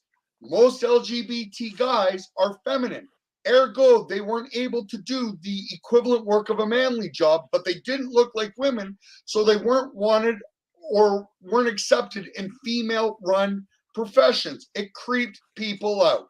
You don't have to like it, you don't have to agree with it, but that's how people felt. So they weren't wanted by the women, and the men are like, we don't care, but you're going to pull your weight or you're not going to get a paycheck. It's as simple as that. Now, we move forward through history. They say we want marriage rights. Marriage was one of two things. Either it was religious, and all religions until progressivism got their nose into it were man, woman. Why man, woman? Because it took those two to come together to make a family unit, to create a child and create a family and go do what they need to do. The government stuck their nose into it. Why? Because the Americans and the Canadians said, hey, we want to be supportive of families. So we're going to stick our nose in marriage and give tax write-offs and this, that, and the other thing to people that are having children because we need these children as workers in the years to come. So we need to be supportive of these parents to have children. But the LGBT, hey, we want the same rights as everybody else, but you're not having kids. Yes, we can get into adoption, but that's a whole can of worms that I'm not even going to touch on. And whether you agree or disagree with whether or not LGBT people should be allowed to adopt or not. But at the end of the day, in a nutshell, in under 3 minutes, I think I covered the LGBTQism as a general concept, not black, not white, not any other race. That's where they fit in. Throughout history, they were the weaker, they were the artists, they were the sculptors, which is cool, but there's a reason why we use the term starving artist. It's because art is subjective. Its value is placed upon the society that wants to or doesn't want to purchase said things. So if you can't do a manly job like working the dock and moving enough stuff at a time, or work in the warehouse or work in the factory doing what the other manly men are doing, then you either have to become an artist or work in the women's. I just want to like that was well Yeah. Ella well like what's the word Ella Eloquent, very eloquent. yeah, that was very eloquent the way you laid that down.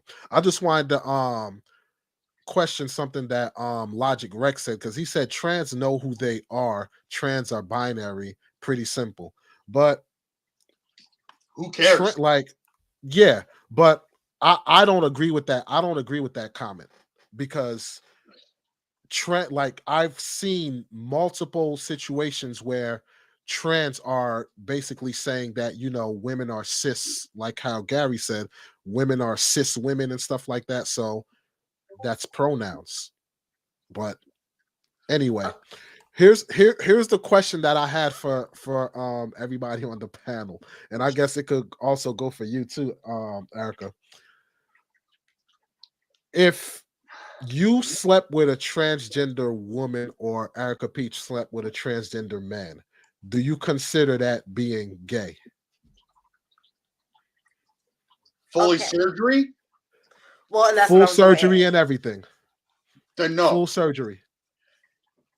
No, because they would have the same body parts. So Right. they would have male body parts or whatever. So I don't consider that. But do I feel like they need to disclose? Unfortunately, yes. That would be like saying that if you use a fleshlight, a sex doll, or one of those silicone partial things, that would make you gay. I mean, if you're being intimate with something that is simulating a woman, Yeah, I see then it you're that way now. interested in women. Yeah, okay, now I can see it that way, but no. Me either. But no, I mean, I can see that, but I'm not doing it. Yeah, see no I point. couldn't That do it wasn't either. You know, question. like, Yeah. That I'm about to say wasn't that okay. was not your question. That No, you're moving the it's goalposts. no, it's not gay. No, it's not gay if they get the full surgery. But if Correct. they didn't get the full surgery, for me, yes, it is. Well, in my case, no, I I totally agree with the full. If they half and half, there's guaranteed that's a yes. It's Yeah. not, there's Yeah. no getting around that part. Yeah. You But like can't get Erica around P it. said, you have to disclose it. Yes. because You my have thing to is, if disclose I it. don't know that that's what you are, and maybe we're together, and I think we're getting married and about to have kids, you can't have kids if you got a surgery. I need to know these things. I mean, Because I feel like you made the choice for me. I'm one of those people, I need to make an informed decision. So I feel like if that's what you are, maybe in another life I might like that. Who knows? But I need to know up front. Pretend And if ain't I real. choose to deal with you, then you need to be able to let me choose. You And can't here's just the throw thing, me out man. there and tell me Man or 4 years woman. later. These are the And here's chat the thing. In society, especially nowadays, there's people that are wholeheartedly into it. Like that's their thing. You get what I'm like, Now, yo. hold on. Now, I do agree with that because they grew up in this society. They grew up in this environment, and this is one of the reasons why that is such a pushing thing. It's like you don't need it to be in the schools. Yeah. It's in the streets. You know what I mean? Like the school is a safe place for kids. The streets is real life. Real life is going to get their ass no matter what, which is why the adults are getting our kids ready for real life. We're telling them about this stuff. We don't need your help. We've been doing a good job fathering and mothering since we had them. They still here. They still living. You know why? Because you're teaching them. So I'm doing my job. Let me keep doing my job. I might know more than you do. Mm-hmm. Or I may not know, but I might be able to go talk to some people who can have that conversation. Oh, I definitely will. Wow. Hold on. Don't we got 3 other people in here with me? Oh no, not even just 3. There's 30 people in that chat, and there's 20 people in that chat. We got 50 people talking about the same stuff. Do you mean to tell me we can't figure out our problems? Stop. Exactly. I want to hit 2 quickies. Exactly. Danielle, I don't mean all artists were that. Come on now. Now you know damn well you was gonna get hit with saying that. Watch it. I'm gonna make a very simple comment to yours, and it's you say so. The quick comment, interesting. Most that transition don't know who they are. Blah blah blah blah blah blah. Here's the thing: up till a few years ago, trans was a psychological disorder. It's only in recent history that we stopped calling it that. So argumentatively, if it is a mental disorder, argumentatively, then no, they don't know who they are. Yeah. Again, much longer conversation, but a nutshell comment to reply to your statement. Nice and compacted. Okay, so we Well have said. another question. Okay, I've been on Rumble for the last hour or so. But what does non-binary mean? There are new terms each day, and it's disgusting. So I can answer that question. Moving on. I was about to say I can answer that real fast. They don't distinguish between either one. They don't know if they want to be male or female. They Whoa, just whoa, it's whoa, umbrellas. whoa, whoa, whoa, What whoa. I was told, because I asked that question, they get to pick and choose, which is why they consider themselves non-binary. Wait a minute now. Hold on. Born a Hawkeye, ask the question that none of us are qualified to answer. Okay, Which is? we're not qualified. I'm not qualified for this question. You ain't maladjusted. You damn sure ain't no damn qualified. You better shut your mouth quick. You don't say that. I got people in the chat that I care about. Now you'll destroy that. No, shut your mouth. Okay. Damn it, you hard as hell. Like, well, this is how I'm gonna say it. I'm like, damn. Here's a question that I have, because like who was it? Bad Dog just said, not true. Jews been claiming trans for thousands of years. Like there have been trans people that long? Because my thing is, when it comes to trans, you gotta go through all these different hormones and all this other stuff. So was that stuff available back 1,000 years ago? So then how would you trans exist? What's that? The concept of trans Okay. has existed. The ability to act upon it is recent science. Gotcha. And arguably the actual ability to it again, so going from male to female, this is a rude term, but they can't make a vagina, they can make an open wound. Got you. Let's call a spade here, folks. Got you. What a trans ends up with is an open wound that they have to do many things that a regular woman doesn't have to do to keep it functioning. Mm. And I could get into greater detail, but we'd have to move exclusively to Rumble for that. Yeah. Exactly. So that's enough. Got you. Got you. Wow, yo. I learned a lot. I learned a lot with this panel. I learned a lot, man. I love it. I'm loving it. Didn't I tell you? I know how to put them together. Do I know how to do it? Do I know how to do it, Mel? Am I good? I'm good. Definitely. See, definitely. I've been trying to tell. Props when due. Yes. Well, listen, I've been trying to tell everyone I'm good at what I do. Bam, see, bam, bam, bam. Well, and I think part of it though too is we joked about it in the beginning, the token white thing and blah blah blah blah blah. And the reality is that most people are too scared to have these conversations. But the reality is that when we're not looking to flip it out on the table and see whose is bigger, when we're not flipping it out to see whose oppression's worse, well, we're just saying, let's put the problems on the table and let's see what we can figure out from them. And again, I think that all four of us can agree we're going to walk away from here thinking that these problems are less a white thing, less a black thing, that we're going to walk away thinking these problems are class things. And how the hell do we band together to fix these? And as I say time and time again in me and Gary's stream, you got your right, you got your left. I say let them both burn them each other to the ground. I'm taking my ball, and me and Gary, and hopefully you two are going to grab your ball. We're going to go over here. We're the third group. We're the group that don't care about the color. We're the groups that say, here's the problem. How the fuck are we going to fix it? But not only talk about it. We're going to put our money where our mouth is when and where we can. Here's where I'll say that I do care about my color when it comes to this, man. Like all these Disney things, changing things up, like, the Little Mermaid and stuff. Don't get me wrong. I love the representation, but it's like, dude, could you have made the Little Mermaid black, like where the storyline made sense? Ariel had a baby, right? So why not make Ariel's baby marry a black person, and now you got a mixed child that produces a black Little Mermaid? Because that's what they're so to speak. No, but you know what I mean? Like news stories? Are you telling me you want news stories for your representation?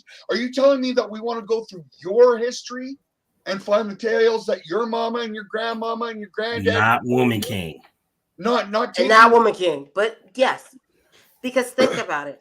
I'm that person that grew up on those Disney stories. I didn't see the changes of the Disney stories until recently. Talk slow, sweetheart. You act like we Oh. don't like them too. We No, love no. them stories. I'm sorry. I get passionate sometimes. But you have to think about it. I grew up with the Disney story. I didn't start seeing that change for 10, 15 years. And like I said, I'm not crying about it because yes, my daughter I gets am. to see those changes. Yeah, see, but She but gets what to I'm see that stuff. but what But I'm on saying a- is, what I'm saying is, I'll be pissed off if my Superman isn't the blue-eyed white Superman. Like that pisses Thank me you. off. Unless Thank you make a you. storyline where, okay, They him did. and Lois Lane had a baby, and you know, a mixed interracial, and okay, black. Like I get it. They did do a black Superman in a different, like, you know, like one of the different eras or different timelines or something like that. But Universes, the Superman that timelines. the Superman that we know, blue eyes, black hair, white brother. Like, give me my Superman, damn it. Give me my Wolverine with the, brush beard and, How dare you steal my Canadian superheroes? How dare you? Come on. You know, keep it what it is. Unless it's a storyline or something, keep it the way it is. You feel me? Like, yeah. Well, and that's so- the thing is that when they made Superman black the first time, it fit the storyline because what it was, yes, it was the death of Superman.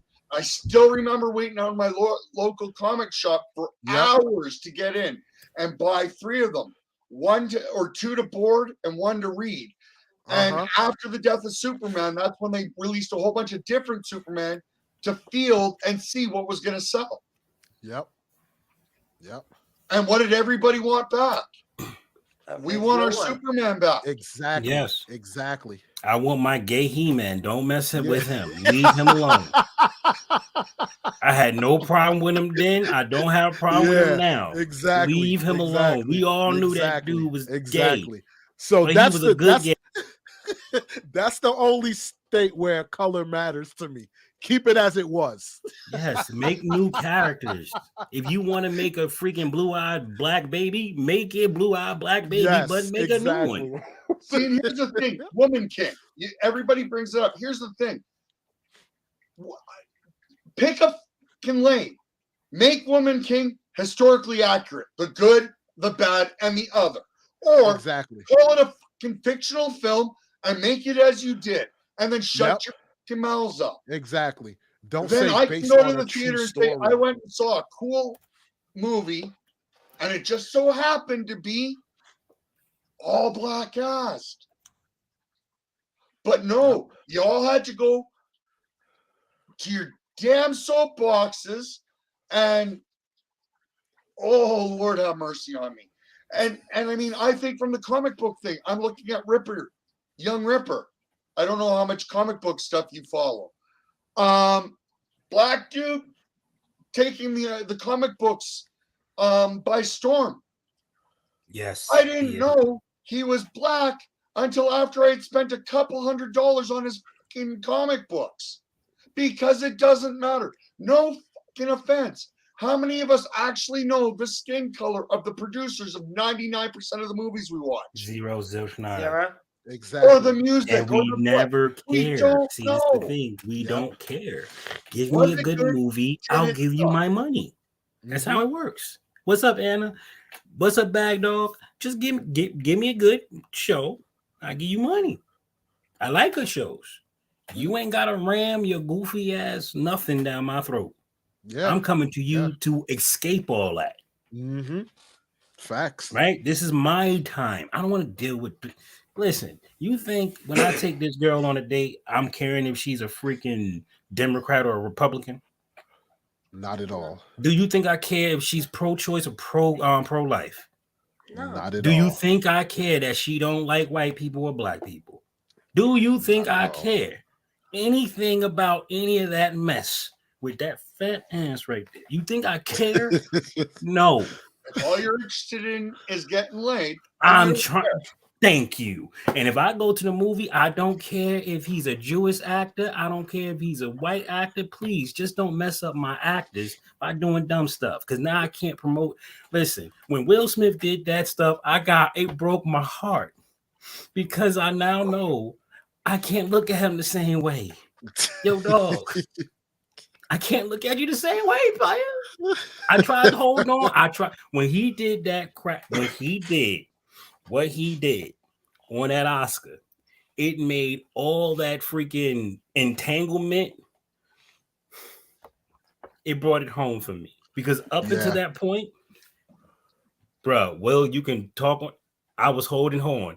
I was one of those cats that said he checked the. Did you hear how she Jada entanglement? Really? That was my way of saying he checked her. But we all know that wasn't a check. Yeah, exactly. But we tried to give him something, and then he goes up there and do that to Chris, and then he comes out and he says, "You're hurting my family with your comments, nigga." Now you cry, baby. Are you serious? After what you just did? Exactly. Whoa. Like that's not the response. You know what's crazy though?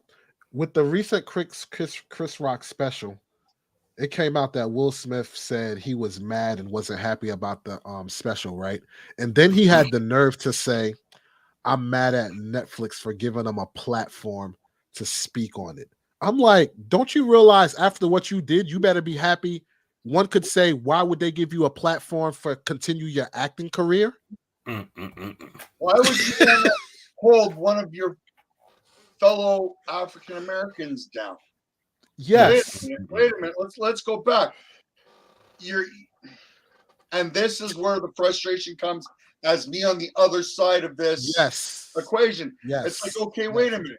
Y'all are complaining about this thing, but then you get a little infighting, and now you're trying to hold each other back. What? Oh my God! Do you see what they're saying in Rumble? I'm glad I took it down. But you know what, Maladjusted? What it is that the people in the black community who aren't really doing much and are the lazy ones, they're the ones that's blaming white America. The ones who are working class citizens and actually doing what needs to be done do not blame white America. Now, you work with we do understand society and the way we may get treated from law enforcement and stuff may be different from our white counterparts, but we don't blame white America for our problems. Correction. It's different for those who don't break the law. See, I think a lot of people don't understand. These cops are not doing these things to people that's not resisting arrest. These cops are not doing these things to people that are not speeding. You're not getting regular people who's not breaking the law getting slammed on the freaking hood. You don't get that. What you get is, I should be giving you a speeding ticket with points, but I'm going to give you a break. All you have to do is pay the $100 or whatever the cost is. Yes. That's what you're getting because you broke the law. I have to give you something, but I understand you was probably not paying attention, whatever would have you. I'm not going to break your balls for it. If you sit there and say F you for this effing ticket, it's like, come on. I got 2 fun points for you, Wally, okay? And this is from a dude that do not like cops. We're gonna go fund me a bunch of money. I'm gonna have you fly out here to me. I'm gonna take you to a bunch of different communities, and guess what you're gonna see? The same damn thing, different skin color. Okay? Oh, I agree. Now hold on. You talk about cops against your skin color. There are laws in my country specifically written against me. Me and you hop on a motorbike, and if we're less than a mile apart in 2 provinces in my country, you get pulled over carrying drugs, and I'm within a mile of you, we are considered a gang, even if I've never met your ass ever in my life. Don't know you from a hole in the fucking ground. My ass can get locked up because we're now a gang, because we're both on bikes, and I can get thrown in for the crime that you committed. I ride bikes. I used to ride bikes. I understand exactly what you're talking about. This is what I'll say. This is when I say we understand treated differently, so to speak.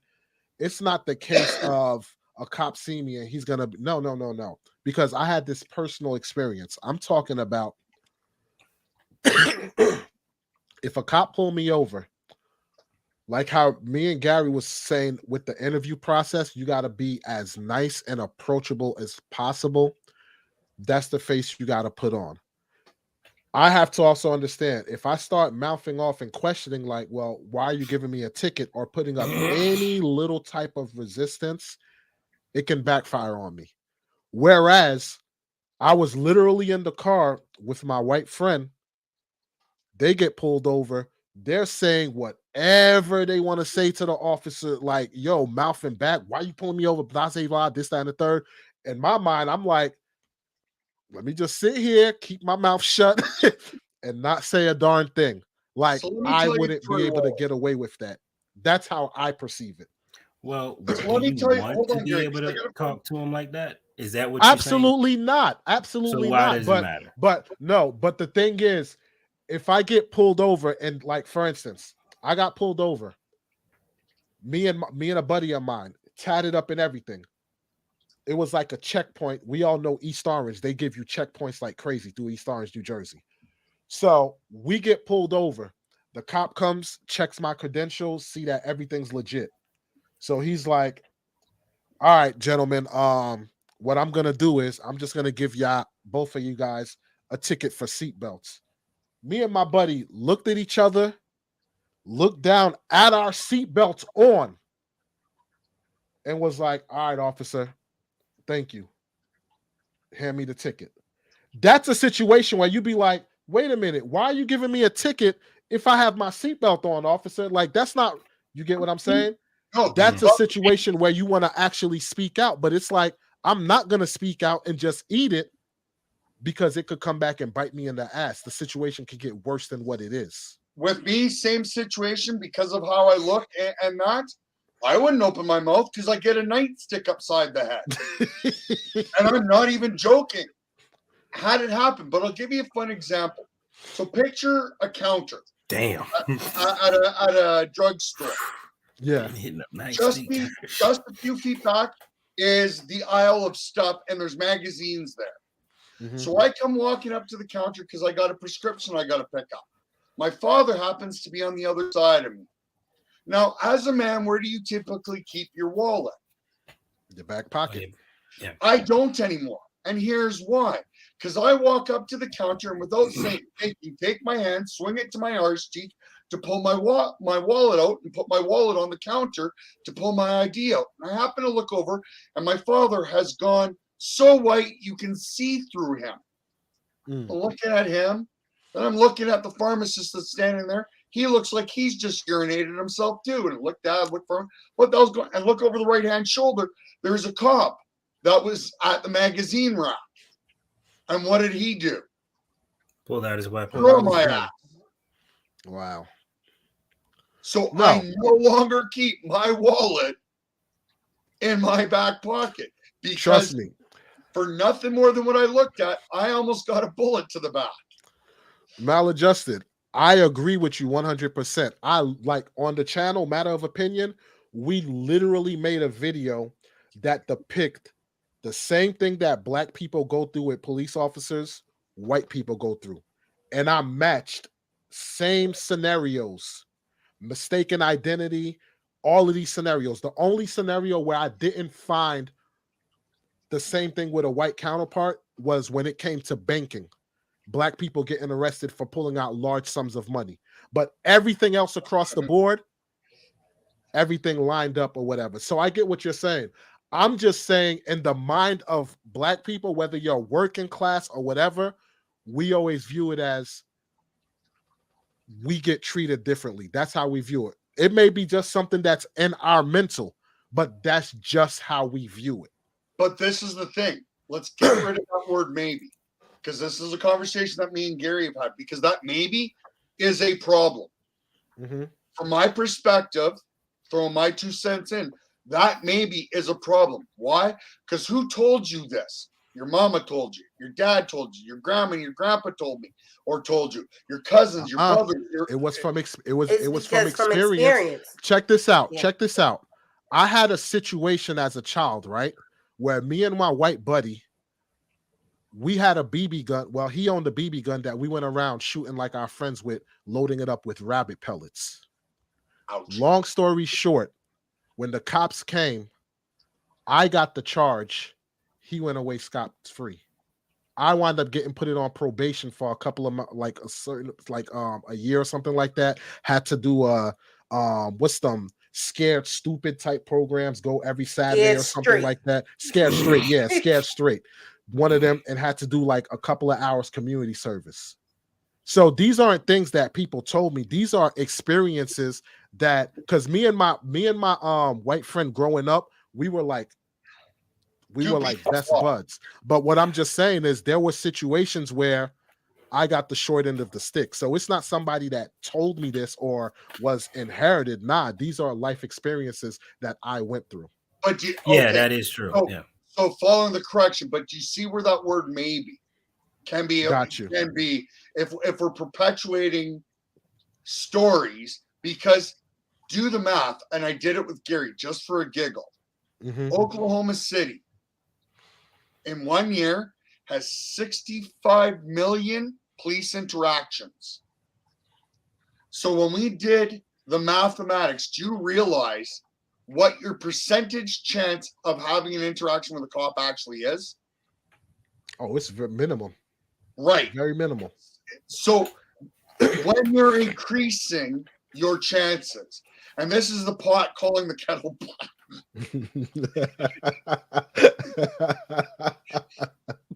Let's just say in my youth, I did everything I possibly could to increase my chances of interacting with police, and not on a positive perspective or from a positive perspective, right? Yeah. So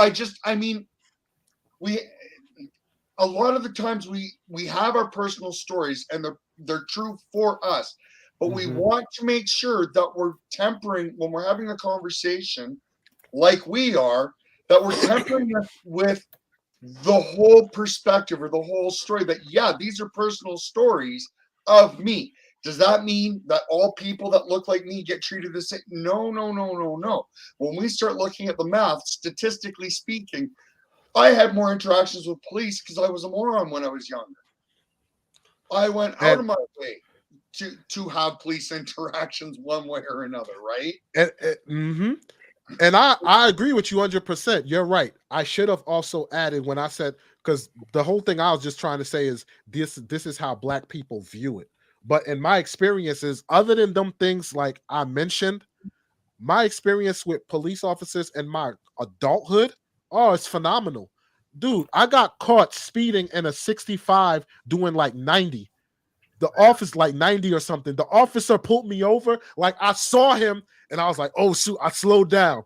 So he pulls me over and he's like, dude, you were going kind of fast. I said, you know what?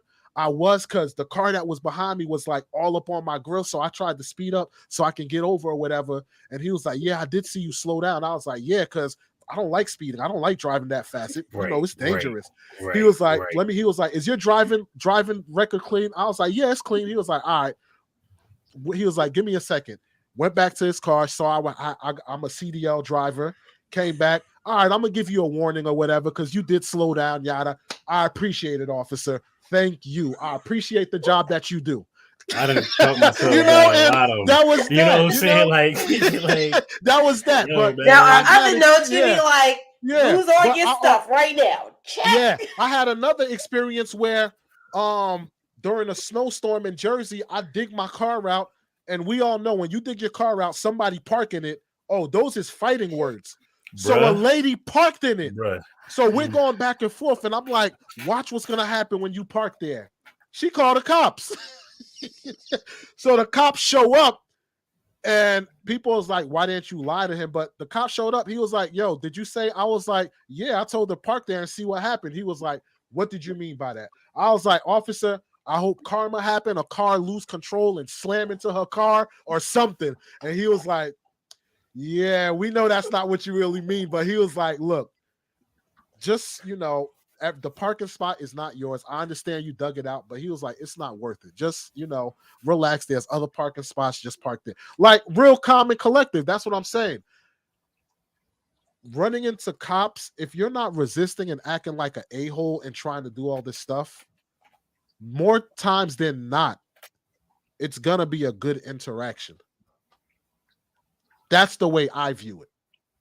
So, yeah, you can have that mentality of saying, hey, cops treat differently, but my whole thing is, in my adulthood, I've never had that experience. See, and if somebody parked in my spot after shoveling it, yeah, let's just say they'd be using lock de-icer and would enjoy where the liquid came from that goes to lock. See, I put duct tape on one person's car. See, mine wouldn't be duct tape; it'd be yellow. I was tempted, but since the cops was called, I said I want no parts. Because if anything happens to that woman car, guess who they're coming to? But here's the thing: I looked into it. Unless somebody watched me do it, the only crime I commit is indecent exposure, and that's only if somebody witnessed me with it out. Got you. Look, I ain't taking no chances. Just saying. I said, let me take this L. She got the parking spot. I dug it out for her. You're welcome. I mean, we just finished with a blizzard where I'm at. So if I'm going to get my butt out and shovel it, oh, yeah, you're going to pay for it. You steal my spot. The crazy thing is, the spot wasn't even for him. If I'm not mistaken, no, you went to moved the car around the block to come back or something. You trying to see how the roads was. I was like, it was mad fast. Like it was 2-second style. Like seriously. Where she was sitting there, he's shoveling. Yeah. And that's what it was. Yeah. She pulled out of her. So she was she the one that was behind you? No, to her defense, she did dig out her spot and somebody else parked in it.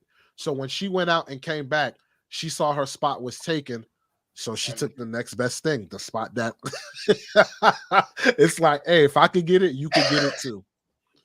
So it is what it is. In her defense, no, she should have took her. Never mind. Listen, we're going to wrap it up. It's been a pretty great live. We're going to finish off with Bam's question. Why is it when I don't want to take an experimental vaccine, I'm a science denier, but if I say I can't change, you can't change from XX to XY, I'm also a bigot? Good question. No, really simple answer. To the first part, because you're denying government's control over you, and nobody likes somebody who pisses in the pool. To the second part, it's because you're denying somebody's special interest badge and telling them that they have to act like everybody else, and that takes away the shield with which they get to defend themselves and bludgeon you with. And that's one of the things where I will say, I don't care what you want to call yourself. You're not going to make me tell my kids to call you that. Sorry. If that's their choice, they want to go ahead and play that game for you, go right ahead. I can't tell them what to do when they're an adult. But I'm not about to teach it to my kids.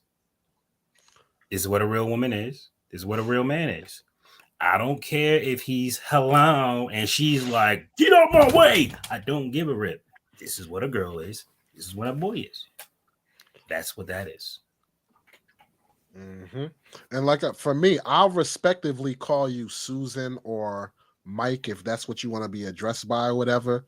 Will I mess up with the pronoun by saying him or her? Probably not intentionally, but I think that speaks to how society itself really view you behind all the BS and the what's the word I'm looking for? Behind all the BS and the being politically correct. If I call you him, it's because dude looks like a lady, or I guess in this case, lady looks like a dude. Yeah. So Claire White walked up to us, I would call her, not because I know she's this thing, but because when I look at her, I see chick. How many times has an ugly chick turned around and sorry, sir? Oh, Just like if I see a transgender, I don't know she's a transgender, and she genuinely look like a woman, I'm gonna say that's a chick. That's I'm gonna just how tell you you what view I it. Yeah, I'm gonna call you at what I see exactly. Because Well if I just said. say, hey, you're not going to respond. I might have, like, hey, ma'am, I need help, especially if I'm shopping or something. And if that's where you're working, I'm not going to intentionally do it. I just don't know who you are. So I can't be politically correct if I don't know. It comes down to the way And if you gotta Maladjusted explain said it, it. that's a problem. See, this Yeah. is why if you Yeah. have to explain it, there goes the problem. Because I'm not going to keep up with that one. I can barely keep up with names. Sorry, I'm horrible at it. Like, who's you? Erica and Walls. You know, I call you Walls because I don't know if it's Walls, Wells, or Walls. So I Walls didn't P, ask. Walls P, Wally, whichever Walls, one's like these Walls. Okay. which I gotta drop. No, go ahead. Go ahead. I was just gonna say, I'm just it's called knee-jerk labeling. Right? Yeah. What I see is what I'm gonna call you. Don't like it, stay out of my line of sight so I don't have to call on you. And you know who you, and you do realize who you can pull that crap on too, by the way. They know. They know there's certain people they can't do that. You're gonna call me by, you know what I'm saying? They start that, you're gonna that face means you're serious. Okay, I'm gonna leave you alone. You can call me whatever you want as long as I can go home tonight. Like, see, oh man. That's why I like that video of that retired army vet when the transgender woman went out her way to go into the store to say take that sign down or whatever, and he stood his ground. I loved it. Mm-hmm. I loved it. It was, I think it's the sign said, if you got a D, you're not a chick or something like that. Mm-hmm. So yeah, I loved it. He stood his ground. Now hold on. See, the aggression right there is already, you already know it's not. Listen, first of all, ain't no woman going to go do that kind of stuff. They don't do that. They go get their big brother to do it for them. That's number one. If you go up there and roll up your arms, if I'm doing it, it's because it's in the heat of the moment. I ain't just gonna go over there to do it. It's because I was already there when it started happening, and I was by myself. Now I'm gonna pull up the. Either you had enough, or you was put in it. Yeah, correct. Other than that, you won't like. I don't like what he said. You like I'm about to walk the other way. Bye. And I just want to point out something Logic Rex said, and Erica P actually did the research on this too, where he says just prove that trans ain't non-binary. Trans have a goal of appearing to be one sex or the other. Trans femme, trans mask, or trans man, trans woman. Transsexual, more accurate term now. Exactly. A transgender is the ones that don't get the bottom surgery. Once you get the bottom, once you get that full transition and get the bottom surgery, you're no longer a transgender, you're a transsexual. See, and I'm going to make it again. I believe in the KISS method in life. And for those that don't know, it's keep it simple, stupid. So, with this said, I'm going to knee-jerk label any person. What you look like is what pronoun I'm going to have. And I only use two pronouns in this world. He or she. If you don't like it, stay the away from me. We ain't going to get along anyway. 2, you're kind of proving my point, and that is there's this thing and that thing and that thing and that. Dude, done. No, not interested. You do you, boo. That's way too much work. Listen, I'm sorry. I don't have time for that much work. I don't even like reading regular books. You want me to learn your pronouns? Do you not know what's going? Have you ever heard the if you want to hide something, hide in the book because black people don't read. Okay. So you want to give me words to remember that now I'm confused because Logic Rex said shake my head, still no. So I just don't get it. It's like some people say this is what it is, other people say this is not what it is. This it's so defragmented. I don't know where to go with it. And my only reply to Rex is next comment is this, Rex. according to you, and the 3 other people to the left of us are telling us something different, blah, blah, blah, blah, blah, which is why I go back to, I'm going to treat everybody with humanity. Yes. But yes. for me, there's only 2 pronouns, he or she.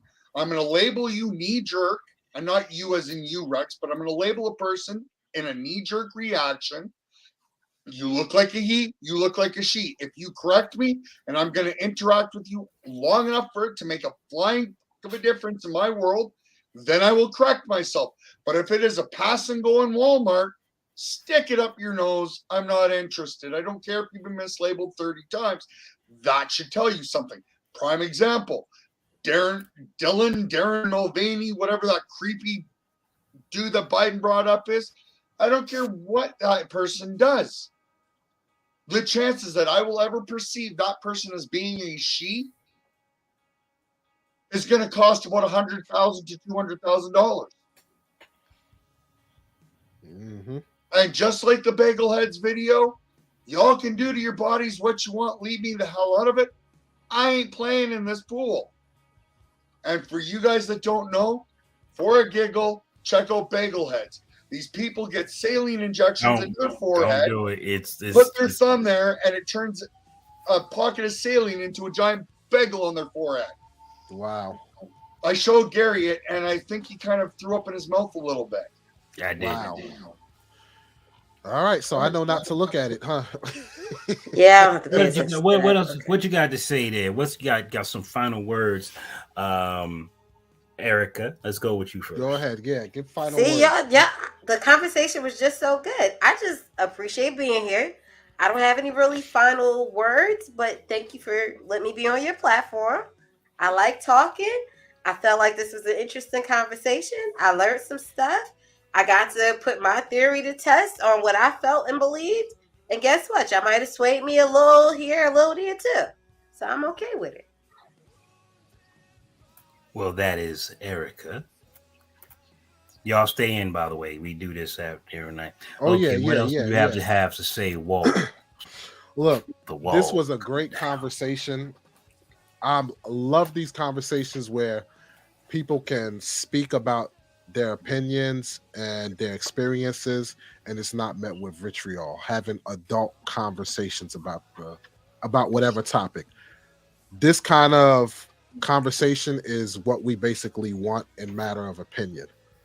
And also, you know, your fan base, love them to death because everybody is cordial, can have an intelligent conversation on different perspectives, and that's what I look for. So I appreciate you having us on the platform. Everybody, smash the like button. You know, let's help build that algorithm. Don't forget to check out our channel, Matter of Opinion. It is being simulcast on Matter of Opinion also, and all the platforms for Gary. So definitely check us out. We'll appreciate it. And those who are those who are from Matter of Opinion, definitely subscribe to Gary Lamb's channel as well. Definitely was appreciation. I definitely appreciated this collaboration. Gary Lamb, Maladjust, loved it, and that's all I got to say on the topic. And what about you, Matt? Man, I'm going to keep it simple. Loved these two. It was a great conversation. I thank you guys for being here. Next up is you guys picking the topic and having us over there to play with you guys in your sandbox. I'm glad. I hope Chad had a great time because I know I did. And as per usual, I walk away with something new to put on my shelf to check myself. And hopefully all of you found something to check yourselves on. Peace. Good night. I love you all. Be good to each other. Bye. And that is the end of the live, ladies and gentlemen. I hope you enjoyed yourself. I hope you leave with some food of thought. This is Gary Lamb signing off. You guys have a good one.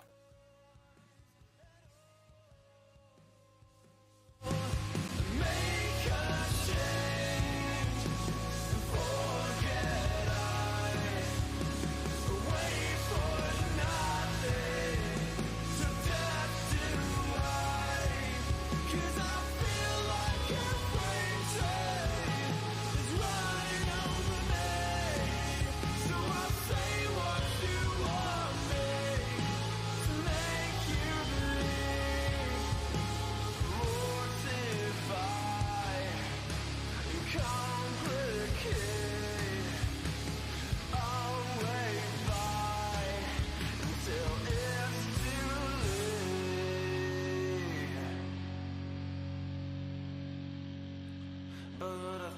that you know